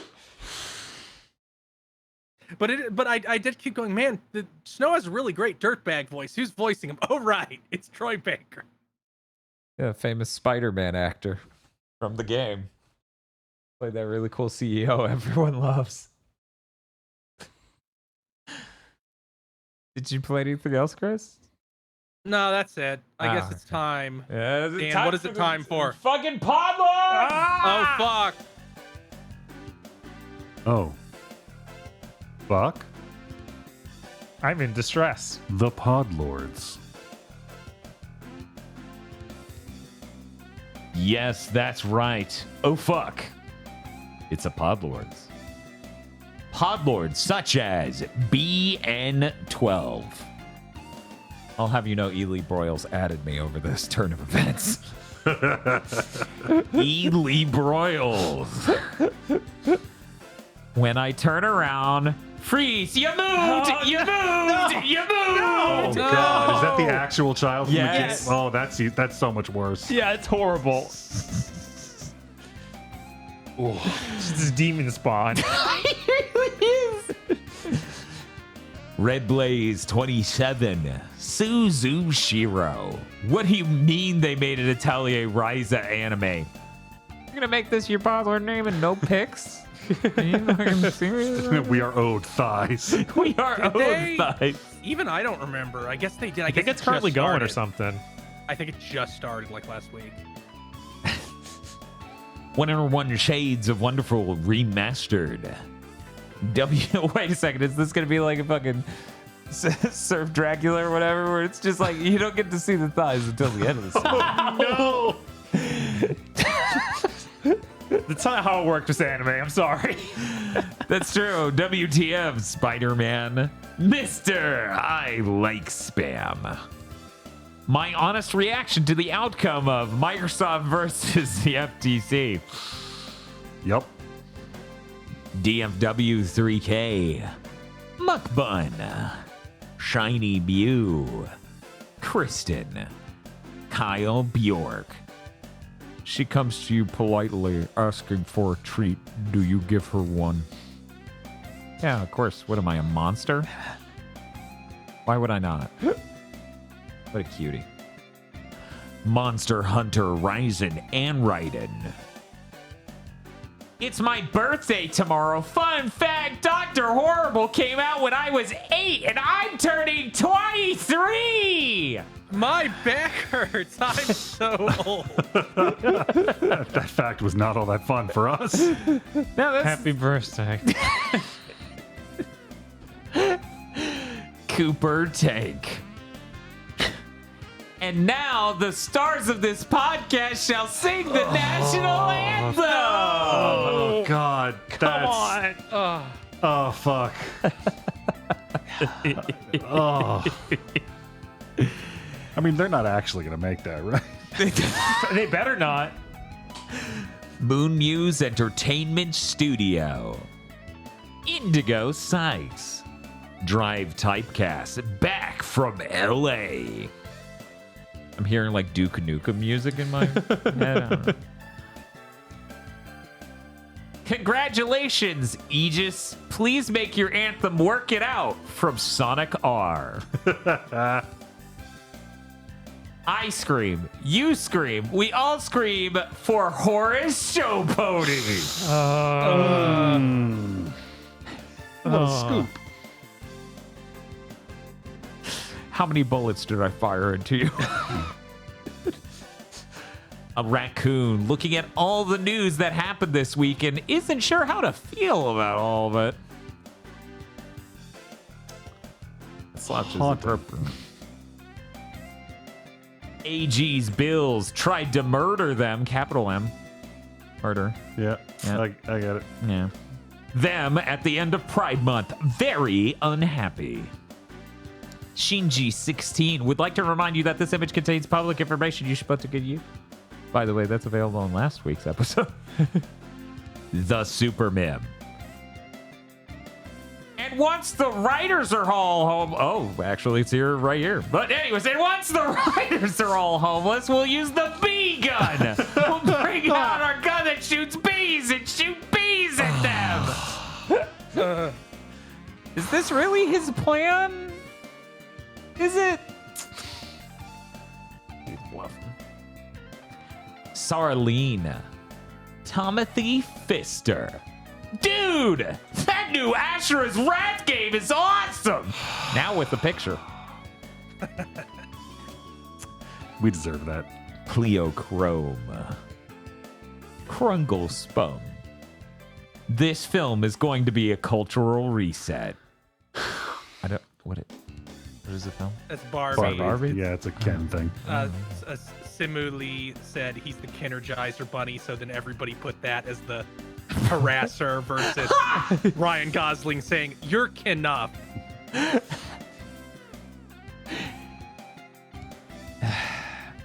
Bad Horse made everybody his 1-2 bitch. Simple, effective. I'd like Bad Horse to trample Horace Showpony to death. Oh, that would be great.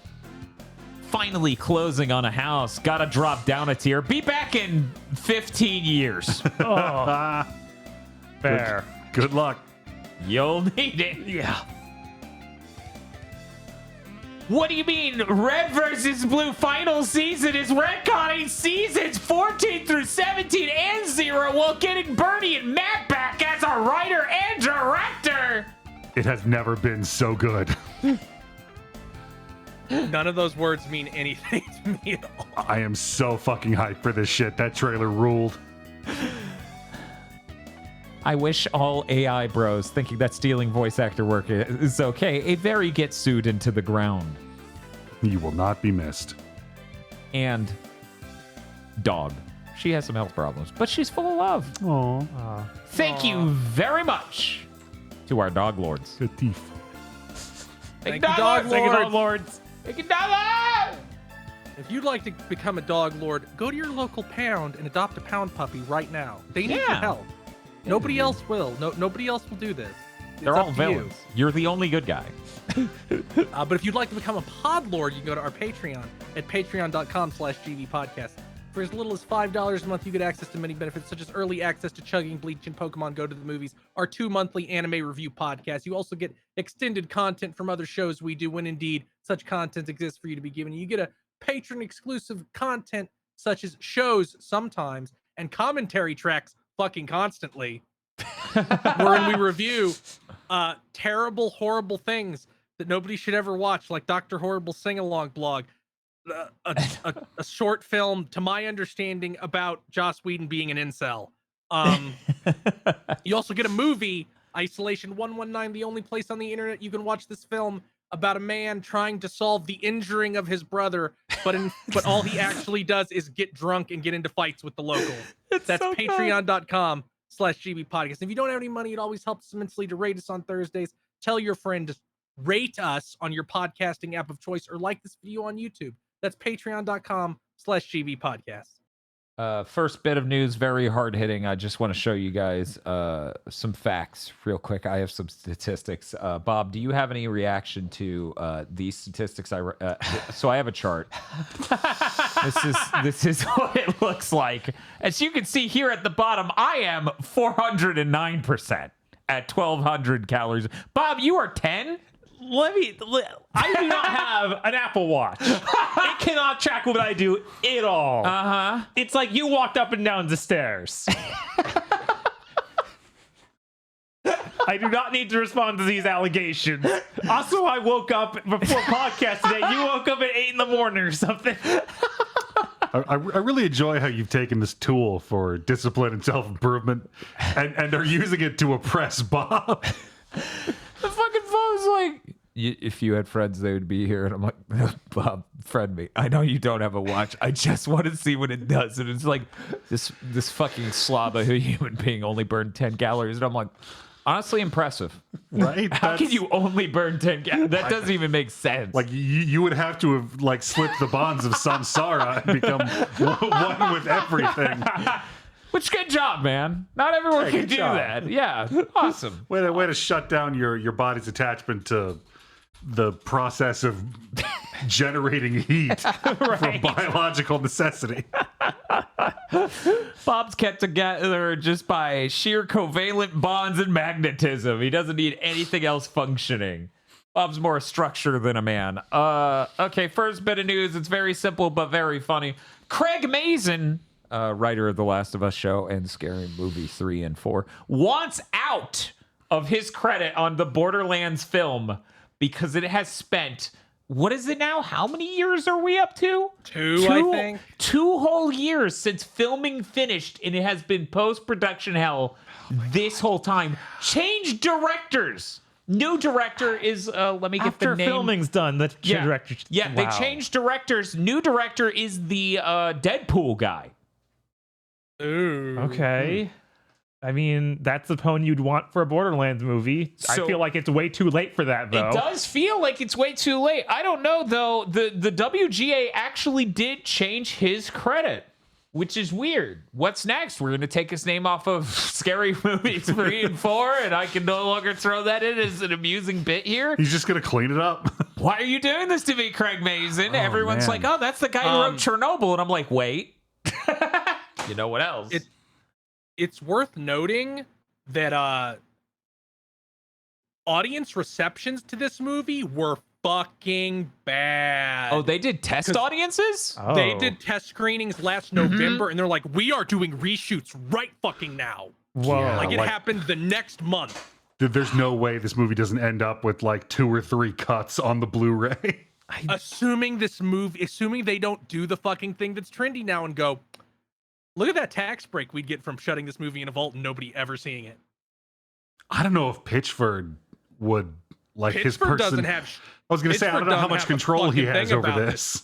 Yeah, you none. have to wonder. He doesn't even own Borderlands anymore. Embracer does. Oh yeah, Oh, yeah. I wonder if they would care. But, yeah. that may be legally true. Does Pitchford know that? I just, another point on this. Oh, wow. The WGA gets to rewrite movie credits during a strike? What? Maybe. What? Maybe if you ask. Oh yeah, but it's I guess not. they could always it's tell the him to opposite fuck of off, writing. but it- They're Oh, they're unwriting. they're deleting. Yeah. So, anyways, his name has been changed to Joe Crombie. Don't ask me. I don't fucking know. Anyway, that's it for the Craig Mazin Minute. You want more? There's a podcast for that. Hey, Bob! What's up? We're moving to you. Sure. Just start at the top. Sure. Taito announced a Laserdisc collection. They announced the laser. It's going to have Time Gal, Revenge of the Ninja, and a Battleship Yamato game. This has only been announced for Japan so far, so we don't know if this is coming to America, what the release is going to be like, any of that. If they do not bring this to America, I will be so mad. I've been standing Revenge of the Ninja since I was fucking 7. Right? It's on this. It's going to be on the Switch. The special edition includes Time Gal Rebirth, which I think is a visual novel. Yeah. Was it new Time Gal? She looks like an anime character that very much like 2010s era. Yeah. Like she gives me a bunch of Yeah. plug Juden-chan Yeah. energy. Like some A1 or Silverlink. Yeah, it's She doesn't have nearly the charm of the original Time Gal. no. Well, yeah, he said 2010's character design, and that's a 1990s, 80s. She looks like a character. con mascot. She does. She does, yes. Yeah, Yes. with her knockoff plug suit. I it sounded like they were going to release it separately later, possibly, but they were vague. So we'll see. Hopefully this comes to America. I want to see. I want these HD versions of these old things because that's really cool. Oh, okay. They actually did announce an international version on Twitter. Oh, great. That's fantastic. Thank you, chat. Because I need that. Yeah, that is genuinely. This is not a bit. Very important to me. Revenge of the Ninja is a very funny and fun game. Or sorry, Ninja Hayate, which is his name, but in the States they called it Revenge of the Ninja. Let's see. Former Q game developers established a Kyoto-based game studio called Denki Works. These aren't like longtime members of Q games. These are people who met making Pixel Junk Scrappers, which is a game from like 2 or 3 years ago. Yeah, it's a really recent one. But yeah, they're making their own studio. They're working on some Tanuki-based mail delivery game. What, do you keep letters in your balls? No. Like, how's that gonna work? It did not look like they emphasized that if you do that. He's got the little postman hat. Is it made out of his balls? We don't know that. We cannot confirm because What's the origin it would story look on normal his- until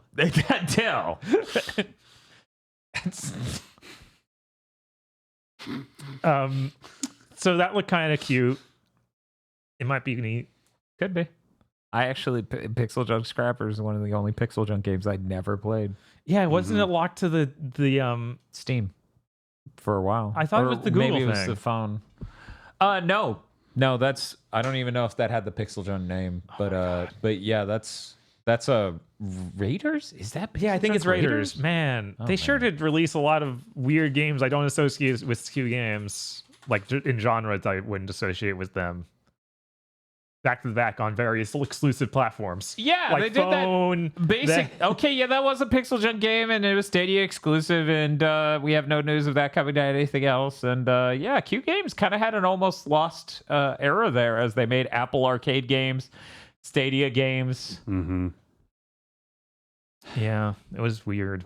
The Tomorrow Children, which then had to be taken offline and then finally went online again. And my girlfriend was happy. So thank you.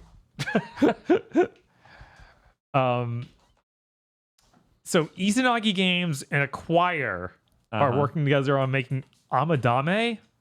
For people who don't know, Acquire does like they used to do Way of Samurai and now they do Octopath Traveler. Yeah, I was that gonna sort of say, thing.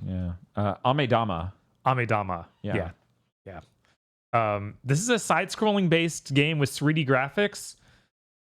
It looks like it's going for trying to evoke some of the background visuals of like a Octopath, which the 2D stuff, but was no 2D.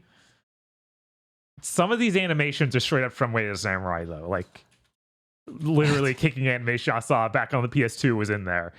But you play as a ghost who's trying to find his sister who is kidnapped, and you transfer your soul between different people, kind of like a Ghost Trick, but it's people, not objects. I feel like I'm going insane. We totally saw this during the summer of gaming at some point. I don't. Did we? I don't think so, It 'cause doesn't look familiar. I don't think we did. Yeah, everything's saying this was announced. Yeah, everyone's saying it was announced 3 days ago, and I'm looking at this and I'm hearing this description of mechanics, and I'm like, if we didn't see this exact game, we saw a game so similar to this, it is mind-blowing.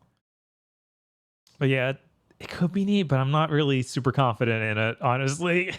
I like Acquire, though, so I might just buy it to support them. Izanagi Games, as far as I could tell, is like a weird company that normally publishes stuff, so them working on development here is a little weird. Then I now have news about games from the company Sting. I know everyone's a huge fan of this. They made Riviera, the Promised Land. Okay. On the WonderSwan in 2002. The Okay. WonderSwan color. In 2002, yeah. Then they ported it to the GBA in 2004. That is true, yes. And then the PSP in 2006. That is also true, yes. So now they have announced they are remastering it. It is coming to something, but they will not tell us what. It could be anything. Could it be a portable? It might be Some sort of next generation portable? The new Wonder Swan. Finally. In other news, Yggdra Union, the other game from the same people, God damn it. that is coming to Switch and PC July 27th in the West. So that is actually coming out over here. Yggdra Union : will never fight alone. Yes. There's These still are two all more we need in that series. We still need Knights in the Nightmare and Oh my god, that's so good. Gungnir Yeah. Inferno of the Demon Lance and the War of Heroes. Hell yeah.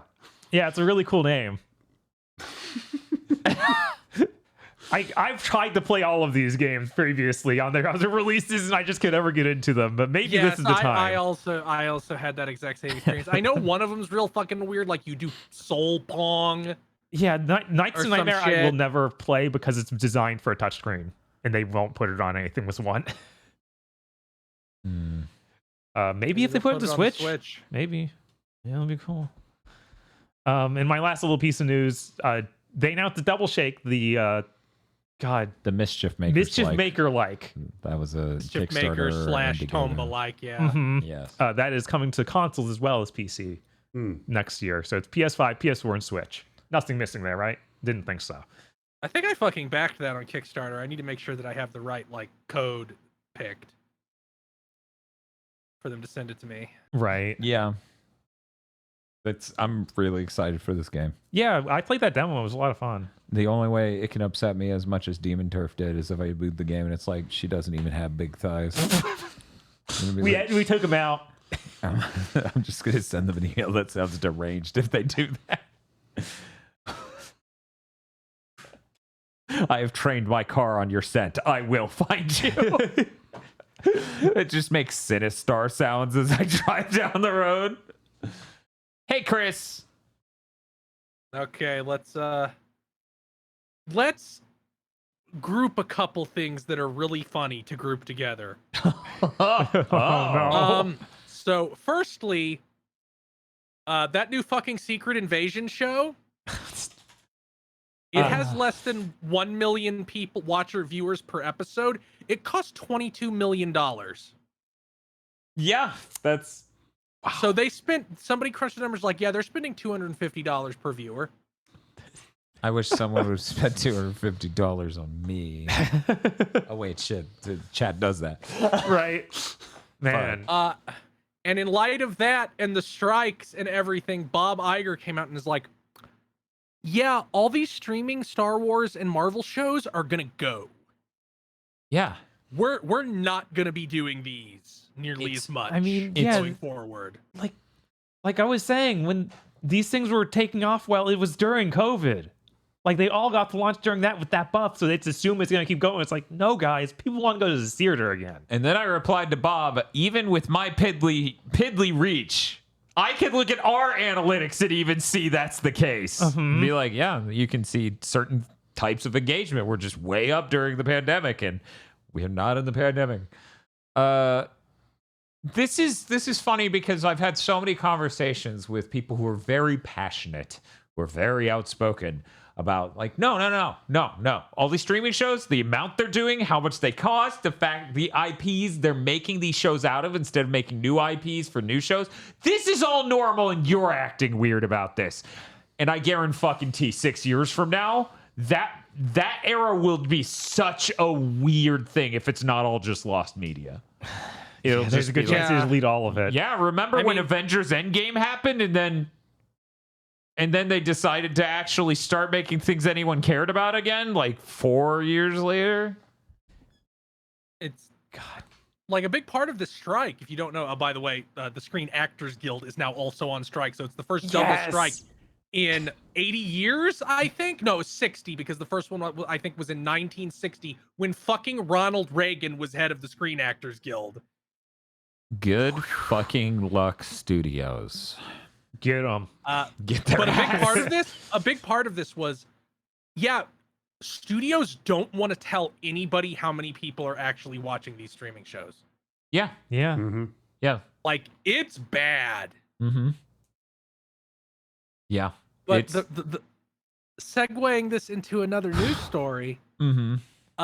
EA announced that they were establishing Cliffhanger Games, a new studio to develop a Black Panther game. That makes two big Marvel games in the past 6 months they've started development on that will both release when Marvel is fucking stone dead. Real quick, they already have a Black Panther game announced. It's Yeah. Black Panther and Yes, Captain they do. America. Yes. Yep. I This is a wrote in here. separate I project. assume this is to literally exclusively to sabotage another Amy Hennig project. I think that's the only reason they're making this. EA, do they have the painting that keeps you young? What do you have against Amy Hennig? As a reminder, the Screen Actors Guild being on strike also means they basically can't market the upcoming Blue Beetle movie or the Marvels movie. It's okay. Those weren't going to get viewers even if they marketed them. It's Blue Beetle in Marvels. But here's the cool thing. Now they can't advertise that Kraven the Hunter movie that's coming out near the Spider-Man game. Because I spent a lot of time being is that soon? yeah, it's the same month. They literally are So planning that to stupid. come out at the same time. I'm like, motherfuckers, if that movie fucking sucks and people go, oh, the game's about him too, fuck the game, I'm going to be so pissed at you guys. Yeah. On the similar note, that they've apparently soft canceled the El Muerte movie, a character from 3 issues of a comic that they desperately greenlit a movie about because they're so unbelievably fucking stupid over at Sony Pictures. It's like someone with napkins could be NFTs. Yeah, no, that's what it's like over there. Oh my god. Like, we need this industry to burn to the ground because we need to unentrench these fucking idiots. There was some thread on Twitter by like a law professor talking about the FTC and everything, and some Xbox fanboy was getting upset at him because that's what they do now. Actual educated people see like the horizon darken and a bunch of verified Twitter users with names like the Xbox Slayer show up to call them uneducated. Yeah. But the gist was like, he's like, oh, you think the FTC should force Microsoft to divest Xbox? Do you think Sony should have to divest PlayStation? And they went, yes. And the Microsoft fan didn't know what to do. Yeah. Yeah, this isn't complicated. Right. Also, as a corollary, the larger the conglomeration occurring, the merger, the worse it is. It's one axis. How bad is this? How big is this? Mm-hmm. It's a fucking diagonal line. Yeah, mergers and meteorites. It's all the same math. Man, I think for the last like 20 years or something, we've been saying the Sony should separate from PlayStation. Because Dude, oh my god, we said that during the PS3 era more than Right, ever, which is right. funny because if they did separate in time for that, they would have been fucking dead. Mm-hmm. But what you saw towards the end of the PS3 is like, man, the rest of these Sony divisions keep going, hey, can you make 3D games for 3D TVs? And I'm like, man, that sure is a waste of time and money. Yeah, that sure would be great if PlayStation separated off. You know how fucked Sony would be? Yeah, everything really funny. It's like you're behind the TV market. Every movie you make sucks. Uh-huh. What do you even do? Hey, What's actually, as of late, Sony is doing pretty great in the TV market. left? Okay. Quality-wise, I don't have the numbers on how much they're selling, but they are no Samsung, they are no LG. Mm-hmm. But I think they might be third place. Who knows? I guess they have the music division. That's probably what. Yeah, the Maybe? music division is real big. I mean, David Zaslav is really stupid and about to sell Sony like all of WB's fucking legendary music. Yeah, they have phones, wireless earbuds, because Oh, yeah. once we took this headphone jack off of every fucking phone, basically, everyone could start selling overpriced earbuds Yeah. because they're Bluetooth. Sony's pretty big in that market. So they got a few things that are going pretty all right. None of them are PlayStation. Right. It's not like their TVs are number 1 or some shit, or number 2 even. Since Dan mentioned LG, I have to do a PSA. Yes, If you this is have an important. LG OLED and you are fucking pissed that it pops up with its fucking dashboard every time you turn it on, instead of defaulting to the fucking input you want it to default to, you can go into the settings and turn that off. Yeah, if somebody didn't post your tweet, like that person telling you on Twitter that, I would have never found it, and this would have been the first time I heard of it. Because, yeah, that update for the C10 makes everything run way faster. Problem, it also just boots to a giant fucking ad in front of the screen. So yeah, just go change that in the fucking when it says like Home Plus, yes, no, and then it boots to the HDMI, and it's so fast now. That's cool. Yeah. Thank you, person on Twitter that I didn't check the name of because I started seeing red. I don't understand, like, death. Yeah, no, Like, that if you should be update illegal. my thing to put an ad in front of me, die. Yeah. The Xbox division should have died a long time ago. Man, like when they this was a while back. It was the day they did that show where they shadow dropped Hi-Fi Rush. Mm-hmm. You boot your Xbox and they put a full screen fucking ad telling you to go watch that. Yeah, they did. Yeah. That's fucking vile. Yeah, it's like a third of your homepage. Yeah. Yeah, and since we're talking about Microsoft, here's the Microsoft Ruins the Podcast section of the podcast. Why do I not have a sound for this Yeah, by we now? feel like we should have We've been something. years into this. Let's run through this really quick because there's barely fucking anything to actually talk about. Let's avoid going on the Xbox sucks tangent, which Of we've course. already sort of gone on once. The FTC did not failed to get an injunction preventing Activision and Microsoft from closing. Microsoft and Activision can theoretically close tomorrow. The FTC has appealed and might be able to get a delay. They can get this appeal on the grounds that the judge of the case that they're appealing was a moron, and they are. If you read the decision, it is very stupid. It includes many things like, well, I already decided. It basically has the energy of I already decided where I want to be. I will now work backwards from that in my decision, explaining how I got there. And it's a lot like this person's testimony is inconvenient for the conclusion I want to reach, so I will ignore it. There's many things like that in the decision, and if you go, you can follow Matthew Stoller, I believe, is his account. Yeah. Let me check. I don't have it in front of me now. Look, it's really fucking basic. We got an email from Microsoft where they said we can spend the current market leader out because we're part of a super mega core. Like, that's literally what we're here to discuss. And the basically judge saying, well, I trust them when they said they won't do that. Right. They said they weren't going to do the thing we're all here to legally stop them from doing. That we have an email from them saying it is their core strategy from not even that long ago. Jesus Christ. I will now say this is actually good for the gamers. It is Twitter at Matthew Stoller, Stoller. So if you want to follow somebody who talks about FTC shit and see the exact phenomena I was talking about where their mentions fill with Xbox lunatics. Yeah. Anyway, continuing. If they don't close by the 18th, they have to renew the agreement, which Bobby Kotick said on the stand in this FTC trial. I'm not doing that. I'm taking Microsoft's money and leaving. I'm just gonna go. Which is funny as shit. Yeah. The CMA is meeting with Microsoft right now as Microsoft desperately tries to find some kind of agreement with them before the deal ends, because even Microsoft is convinced, yeah, Kotick will walk and take our money. Mm-hmm. He will just fuck us. He would love a few billion for free. Yeah. But the CMA, a lot of people, one being noted fucking imbecile Tom Warren, presented the CMA as being all on board and ready to negotiate. Apparently, they're less fucking willing to negotiate than all the Xbox people said they were. So now it's like Microsoft trying to be like, we'll give you control of our cloud business for so long. Please. We'll like divest half of our cloud shit. Please. Also, I'm going to note, because it's driving me absolutely fucking insane every time I hear this covered somewhere.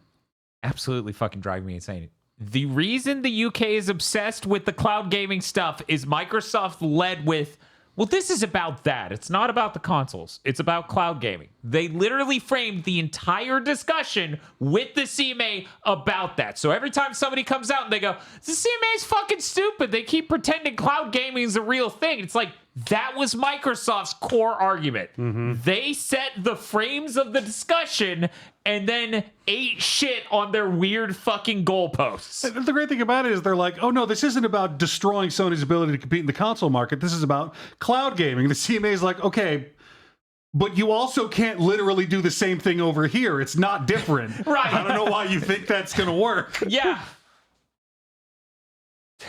Yeah, so who knows? Either way, by the next big think dimension, this will be over.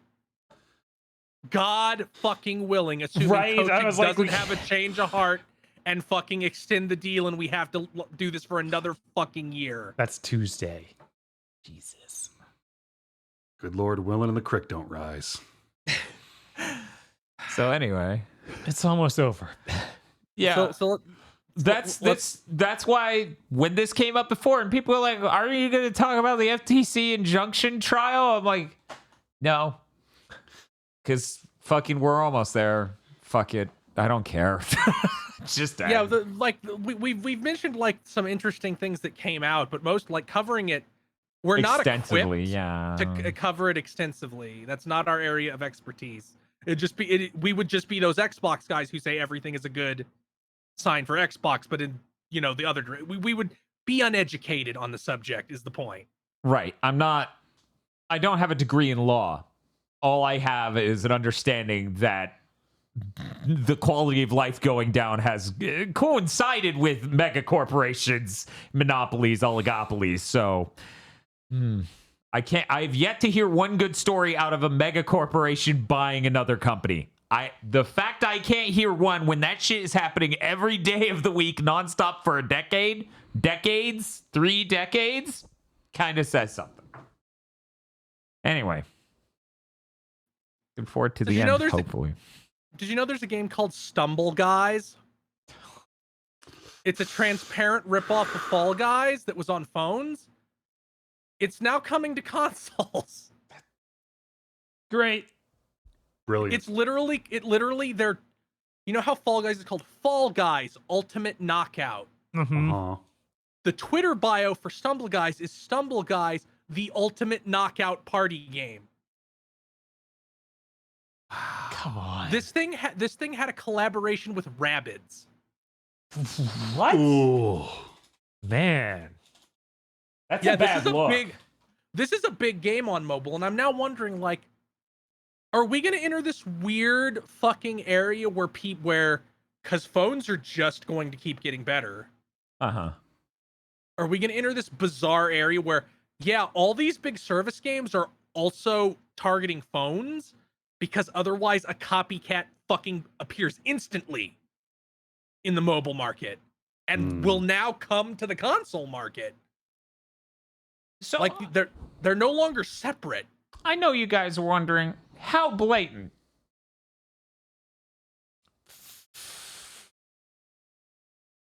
Wow, that's pretty fucking blatant.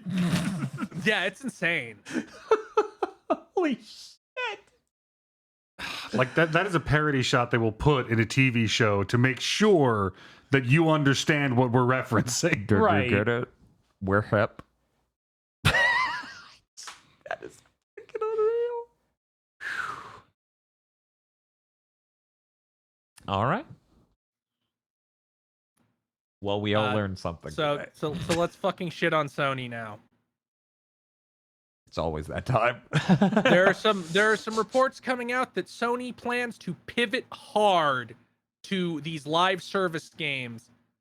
By 2026, they want 60% of their development spending to be on these service games. I don't Jim Ryan understand. has allegedly greenlit $2.3 billion for the development of live service games.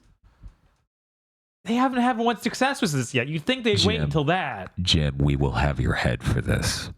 We're gonna. You're not gonna remain CEO if you pull this off. That shit ain't happening. By 2026, they want to have 12 already active. We didn't cover this because we were so indignant at them just showing a fucking logo and nothing else. That Concord game is one of them. Yeah, it is. Yeah. No, I talked about that. I was like, apparently this shit's a service game. This thing where they're like, look at the sandwich on this spaceship. Well, it was a good Johane change. Yeah, right? I look forward to playing mostly Nintendo games for the next 10 years. I mean, isn't it wicked that they made a really good VR box? I assume Capcom's going to keep releasing games that don't want to be on here. Right. God, how do you Yeah, like what I the mean, fuck? It'll be really great to play the games that sell 10 times as many copies on Switch on the PS5 at a higher resolution and frame rate, but I think Nintendo will really be carrying the industry at that point. Also, there's a rumor that they're making a fucking Horizon MMO. Yeah. Yeah. With NCSoft or I'm I starting didn't to hear worry that anything Jim about Ryan who was is making it. actually sick. Yeah. I mean, like we joke a lot about how executives will never stop stepping on the rake of maybe my live service game will actually work. Jim Ryan sat down at his desk and said, "You know what these fools are doing wrong? One at a time.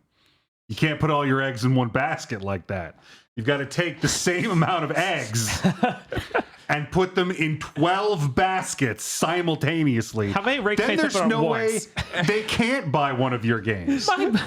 My brain, in order to build this out as a physical thing he's doing, just slamming all these eggs into the wall, just Tourette's guy. Like Jim Ryan's just screaming so loud it's clipping every mic near him as he slams an entire carton of eggs into the wall. And I'm like, so your plan was break all the eggs. Yes. See, if you stack the baskets vertically and crush the eggs in the top basket, they dribble down into all the baskets at once. Oh, it's trickle down economics. I see. Then it makes sense. How 12 of these at once? 12, right? Hey guys, instead of visualizing that, can you even name 12 service games right now? Right. Okay, Fortnite, Apex, PUBG, Destiny 2, Payday, Escape from Tarkov, Genshin Impact. What's the Rocket League? Rocket League. Rocket League, okay. Fall Guys? Did we already? Fall Guys. That's Fall Guys. We didn't say Fall Guys yet. Final Fantasy 14 counts maybe. I wouldn't count it because it's an MMO, but they're Yeah, probably I wanna- counting it for the purposes of this. They're not green lighting MMOs. Come on now. They just said Horizon MMO. Right. We can't stop them. But let's think about Sony specifically. We already know 5 for sure. Horizon multiplayer project, Last of Us multiplayer project. Stumble Guys. We just stumbled right past that one. Yeah. But there's Last of Us multiplayer, Horizon multiplayer, Fair Games. Actually, the Last of Us multiplayer sounds like it may not be happening because of how they rebooted it. And It's just on hold indefinitely. We don't. The Destiny guys came over with a bat and said, "Oh, this shit's wrong." So they're Marathon, Concord. this is insane. So there's 5 that we know about. Yeah, I'm real like this is gonna end with Jim Ryan leaving and all this shit being canceled. 100%. You have a better chance. I guarantee. I would put money on it. Oh my god. Yeah. No, that's definitely going to happen. I realized like 12 live service games. What if the plan is them crashing? Like we have enough data on how long each of these games last. What if his plan is to daisy chain these things back to back and try to keep crashing the wave of players leaving one into the next and just this is our live service program instead of queuing up like a whole season pass for a game that you're not going to have the funding to do. You just use those resources to make the next game. So you just keep propping up live service game after live service game hoping you can get the waveform perfect. Is this the fucking gaming episode of Nathan for You? But here's another thing that I just want to throw out there. Hey morons, hey dipshits. Less than half of your players have PlayStation Plus. Yeah. What the fuck are you doing? Obviously, they'll sign up for it now. These service games. Do you have to have Plus to play a live service game? I guess. Yeah. Any online multiplayer. I thought the exception- free to play things let you do it without. Some of them do let you bypass that. Right. None of these Sony ones are going to be free to play. Then they are dead. Yeah, like God, if they're not free to play, they're dead. I don't think there's any universe where any of these fucking things are free to play. There's no way Marathon is. The Last of Us 2 multiplayer, if it happened, definitely would have been free. Because I don't think Concord would have been. I don't think Fair Games will be. They all feel like they should be, but yeah, I don't know. What I was gonna say is they actually I wish we could set up parallel dimensions so that way I could prove it because I know I'm right beyond the shadow of doubt. They have better odds of making PlayStation Home 2 the biggest thing on planet Earth than half of these succeeding. Oh yeah, no, Yeah, like absolutely. I used to joke about it, but every time I say it, it sounds like a better idea. Like, no, try it again. I mean, fucking VR chat's a thing. Just fucking do home where you can use the controller, but you can also do VR. Like, fucking. At least your legs will probably work. Unlike MetaQuest. I feel like the most likely outcome is Fair Games is going to launch, allegedly, maybe this year even, considering that's one of the things is like, yeah, that's way closer than they implied. Yeah, I think they'll like we were saying, 5 or so of those are supposed to launch for the end of this year, which is crazy. But like, Fair Games is going to launch. It's going to fucking flatline instantly because Payday 3 will already be out. And in a year, they will in support for it, and Jim Ryan will leave, and all these projects will be silently canceled.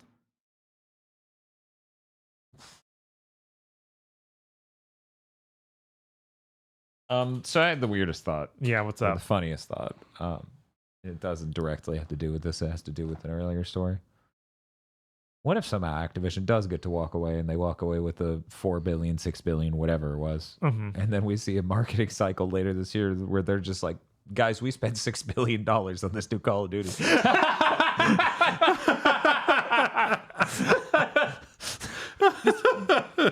That's one other thing I just want to mention real quick about that trial. That how every executive that they got on the stand said some variant of, yeah, they're fucking stupid. I wouldn't put fucking Call of Duty on Game Pass. Yeah, like no. every single executive said that. Like, why would you? It's a game that makes billions, right? So guess what fucking game isn't going to be on Game Pass even if this deal goes through? Oh, Call of yeah. Duty. Yeah, I don't know But how. they already announced it.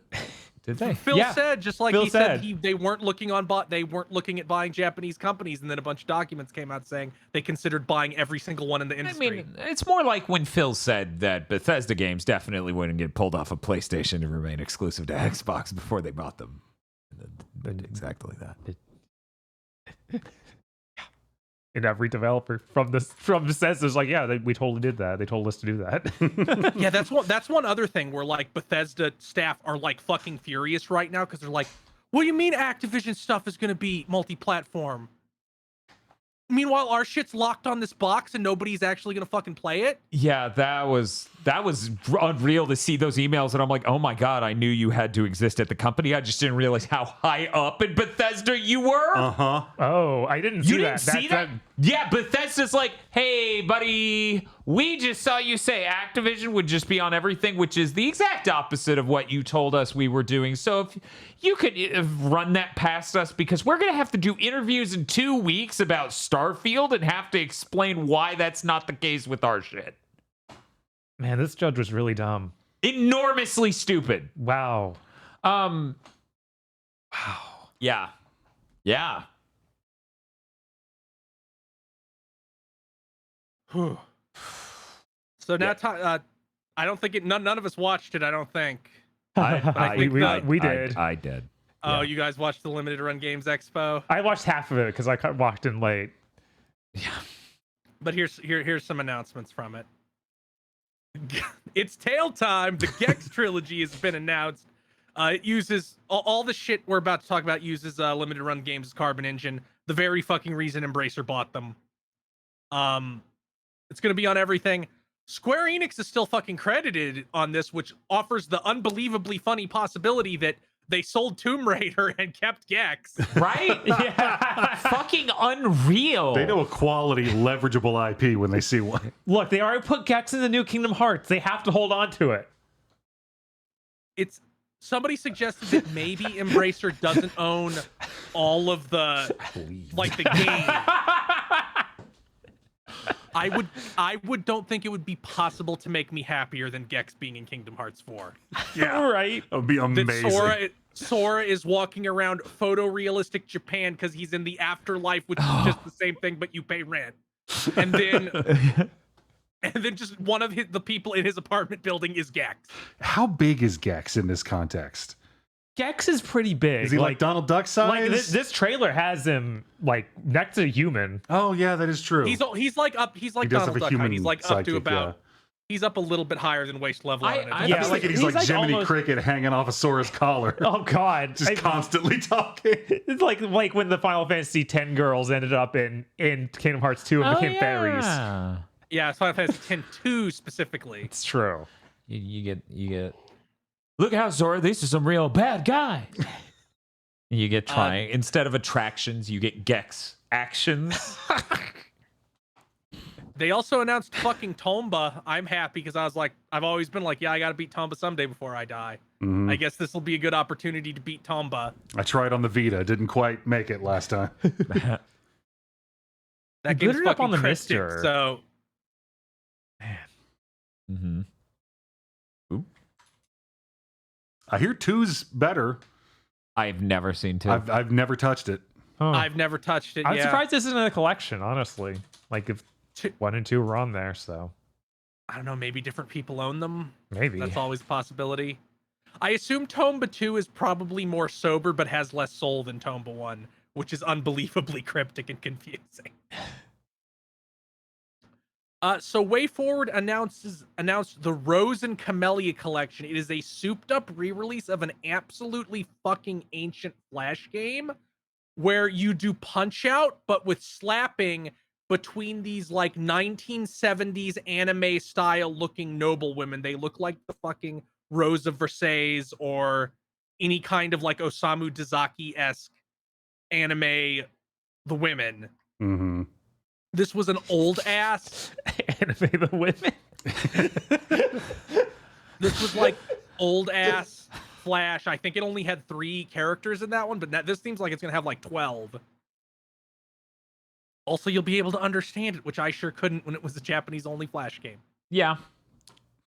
Oh, this is one's actually just Switch. Japanese. I figured that it was one of those ironic like anime fan in America made something inspired by. No, and I believe I'm trying to remember who made this. Like, they went on to make something else that was insane. Or not insane, but like something really notable. The exact same people did. I need to go back and look, because somebody did tell me. But yeah, they also announced... this is Switch only, by the way. Like, this one is not... Yeah, it's not everything like it, basically everything else is. Mm-hmm. Okay, I think I found it. Oh, it's the people who made La Mulana. Right. Okay. Oh. There's a Clock Tower remastered, a Port Plus by WayForward is going to be on the Carbon engine. It's on everything, early 2024. Weirdly enough, the creative director on that is Kino Cakes, Yeah. one of the Skullgirls animators. And Yeah, I believe lead animator? yes, Something like that. Yeah, she was and Indivisible like co-director or whatever. Right. Like really high up. I was fucking because they don't credit her by her Twitter handle. They credit her Mariel Cartwright, and I'm like, 1 second, what? What the fuck? I didn't know she liked Clock Tower. And it was like, yeah, here's this drawing I did in 2014. I'm like, that drawing's sick. I expect that from you. She's a really great artist. Anyways, that Clock Tower is really cool. I'm glad we're getting a release here finally. I'm very interested in what's going to be plus about this Port Plus. Right. One of them, They I talked think, is about like an the animated intro. which is what they did. They compared it to what they did was River City Girls 0, Yes. which also had an anime intro and like a new artwork for the title done by some big Twitter artist. I can't remember. He did some design for the Game Grumps where they became anime women. Okay. Yeah. That sounds like a thing that happened by Yeah. someone who did it. And the last thing, which is fucking strange. So Tencent, through their subsidiary Lightspeed Studios, have We are no acquired longer Lucid talking about the Games. Limited Drug Games Expo. Yeah, I don't know. Yeah, Not announced that. yeah. This has nothing to do with them.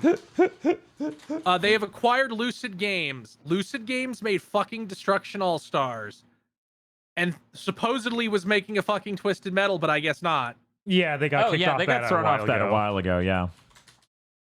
Lightspeed runs the bizarre mobile versions of Apex and PUBG. The mobile version of PUBG is apparently really bizarre. They did their own Dragon Ball collaboration that has a whole different game mode.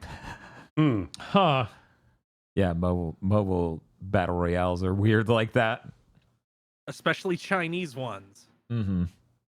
God, now I was thinking the off-brand looking Street Fighter characters they put in PUBG. So you have like Luke, Skinny Luke. Yeah, skinny Luke and a bizarre looking Ryu. Yeah. Yeah, that was not great. Real quick, we skipped a couple things with the limited run games expo thing. For one, they announced that Shantae game they were making for the Game Boy Advance. When they were shopping it around, they're like, hey, here's a sequel to Shantae. You know, we're making for the Game Boy Advance. Every publisher that talked to is cool. How did that sell? And they're like, terribly. Want to make a new one? They're like, no. And they just held on to the files this whole time. We were the last Game Boy Color game. Of course, we sold terribly. That's how the industry works. Right. Who wants to release a Game Boy Color game after the Game Boy Advances come out? Basically no one. They had all that data and everything lying around, so they're really just piecing it together and finishing up the tiniest last bits, and they're releasing, because this is limited run games expo, they're releasing a real cartridge for you to play on your real Game Boy Advance in the year of our Lord 2023. Any other way to play it. But and since fucking assholes who make these kind of asshole products have technology is advanced so they can even obfuscate the ROM. So it's not easy to extract, so you can't, because that's what like the recent Sega things, like those Game Gear minis or whatever, have had, where it's like the new games they made have some kind of fucking hackery where people couldn't just pull them off and play them on an emulator or on a Mister or whatever. Although I think eventually the community did manage to like decode them. Yeah, that's the way it works with anti-piracy stuff. Eventually, they crack. I mean, this has to run on a Game Boy Advance. Ergo, it will get dumped. Yeah, there's no way it won't, and I think WayForward's smart enough to know that. They'll probably announce other platforms before they even go to take the pre-orders for the Game Boy Advance version of this. Yeah. What did they call it? Risky's Revolution or something? I actually did not catch the name. It's Risky's something like that. So that's cool. Last thing, we didn't talk about the narrative conceit for the Limited Run Games Expo is that they went back in time to run an E3 Expo in 1995, so they edited themselves into the conference room that the PS1 was unveiled at, and they were going to save gaming by announcing collections of Gargoyles games and other things like that, and Jurassic Park games, a collection of those, and that saved gaming, so E3 came back in the future timeline of 2023. Oh, yeah, and they also, for some reason, promoted a new... This was... Okay, I wasn't going to talk about this because I'm really not a fan of it, but in the AVGN movie, there is a joke in the intro where it's like, because you made such a huge bit about how bad E.T. is, people started making shitty games in the image of E.T., and that's the lore of this movie. Well, somebody did that for Zelda CDI, so... Juan's a Gamelon-ass game that just looks like one of those but doesn't have any Zelda characters, and they try to do the really weird animation where it zooms in and their arms do weird shit, but they didn't draw enough frames for that to look right. That was announced. And Limited Run Games is shilling it, and also shilling a really expensive version, presumably, of Plumbers Don't Wear Ties for the third year in a row. Yeah, I was like, I feel like this should be out by now. They even made a joke about how this is the third year in a row they're talking about this Plumbers Don't Wear Ties thing. Except for now, the people from the Limited Run games and... It's called Arzette, the Jewel of Faramore? Yeah, Arzette or Arzest or something. But yeah, no. So anyway... But yeah, they actually got the voice actor back for Link and Zelda. Yeah, they're like, it's funny. She says the line, and they just have Zelda go, good.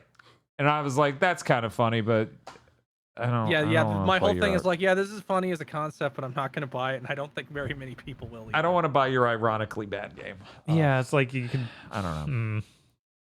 And I think it's actually the original artist who did the backgrounds is back too. That's why they look bad in that same exact way. Really? Yeah. Huh. They also announced, and I just want to. They at least deserve to be recorded somewhere in history, because God knows they aren't gonna will be forgotten instantly. So another thing announced here was the Super Mario RPG inspired Another Crusade. It comes out this fall. It looks like Super Mario RPG Angles, and combat with really forgettable designs that don't look very good and a UI that doesn't look very good. And I'm just mentioning them because they deserve to have their name remembered when they come out, even within 3 months of the Super Mario RPG remake, and get immolated and just deleted from reality. Yeah, the reason I winced when Chris started bringing this up is because I kind of subdued this game out of my brain, because when they showed it, it can't scroll smoothly. And I'm like, this shit's Unity. I could see it from space. And then I looked it up and it's like, yep, I'm Unity. Anyways, talking about the actual subject matter of the game, not the technical problems it's going to ship with several months from now, even though they can see that in advance and maybe make it so they're isometric. Well, Dan, don't worry. Dan, don't worry. RPG Maybe they fixed it already, because most of the footage in this trailer is from the trailer they made 18 months ago. All right. But what I was going to say is, you know the character Bowyer from Yes. Super Mario RPG? They have in this trailer their version of that, and I'm like, I can see what you're doing, and it's not good.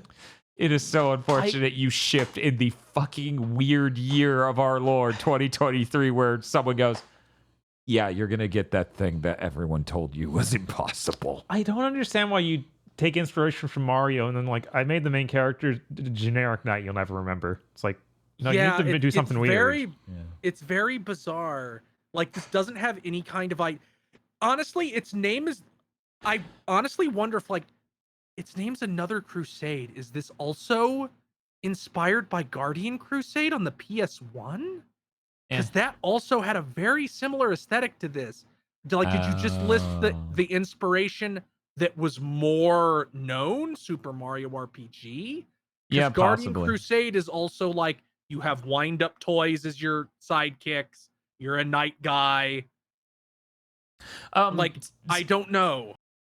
I'm also seeing someone in chat ask if they have a Balome. You saw the Balome, right, Chris? Like, they had a Balome-looking creature in that trailer, I'm pretty sure. That trailer didn't have very much. Yeah. I saw like their version of the sunken ship. I saw their version of Bowyer. Yeah. I didn't see a Balome. I saw like the shark guys, Davy Jones' shark guys, but I did not see anybody that looked like Balome. Yeah, if they didn't have Balome in that trailer, that means in the moment that I'm dealing with the scrolling not being smooth in this game, that's going to require me to do isometric platforming. I just imagined Balome based on Bowyer's design, and that is terrible. Anyway, did we have any other news? No, I don't think so. I think the fucking premature eulogy was the last thing. I wouldn't say it was premature, just premeditated. Hey, Aggro, what do you got going on in the next week? I think I'm gonna finish 16, which means I'm finally out from under the current onslaught of AAA games. Yeah. And I'll have a brief moment of sunlight to play other shit before the onslaught picks back up again. Hey, Chris, what are you doing in the next week? I'm gonna stream something not made by IndiCreates. I don't know what it is yet. It will probably have voice acting, so I don't have to read all the fucking dialogue. Yeah, it does get old. Yeah. Having gone through Especially multiple, like, 18 IndiCreates plus. games. Oh! Especially IndiCreates games. It's like, man, this key sure keeps going. Yeah. That you sure didn't need to have the characters reiterate the context of this situation so many times. Well, oh my God. That reminded me of Genshin Impact, which reminded me of the voice actor thing going on with that right now, where they're not paying them. they're not paying them. Yeah. They're like making me 3+ forgot months about to that. pay them. Yeah. And they're starting to come out about that and be like, hey, this is messed up. I only saw one voice actor. Did we get another? I saw several others from the community be like, yeah, I just kind of expect it these days. Like, they aren't making a big deal of it on their own. They're just replying to them being like, yeah, it's real. Yeah, am I really going to fight a Megacore and all of its fans for the $40 they owe me? Welp. Next Friday, as in 8 days from right now, Bob and I are beginning the Mario RPG month. We're starting with Super Mario RPG, which does, in fact, have a Balome. By God. Tomorrow, if it's Super Mario RPG fans, you're feeling pretty high and mighty right now. You're feeling like, oh, we're getting fed. This is great.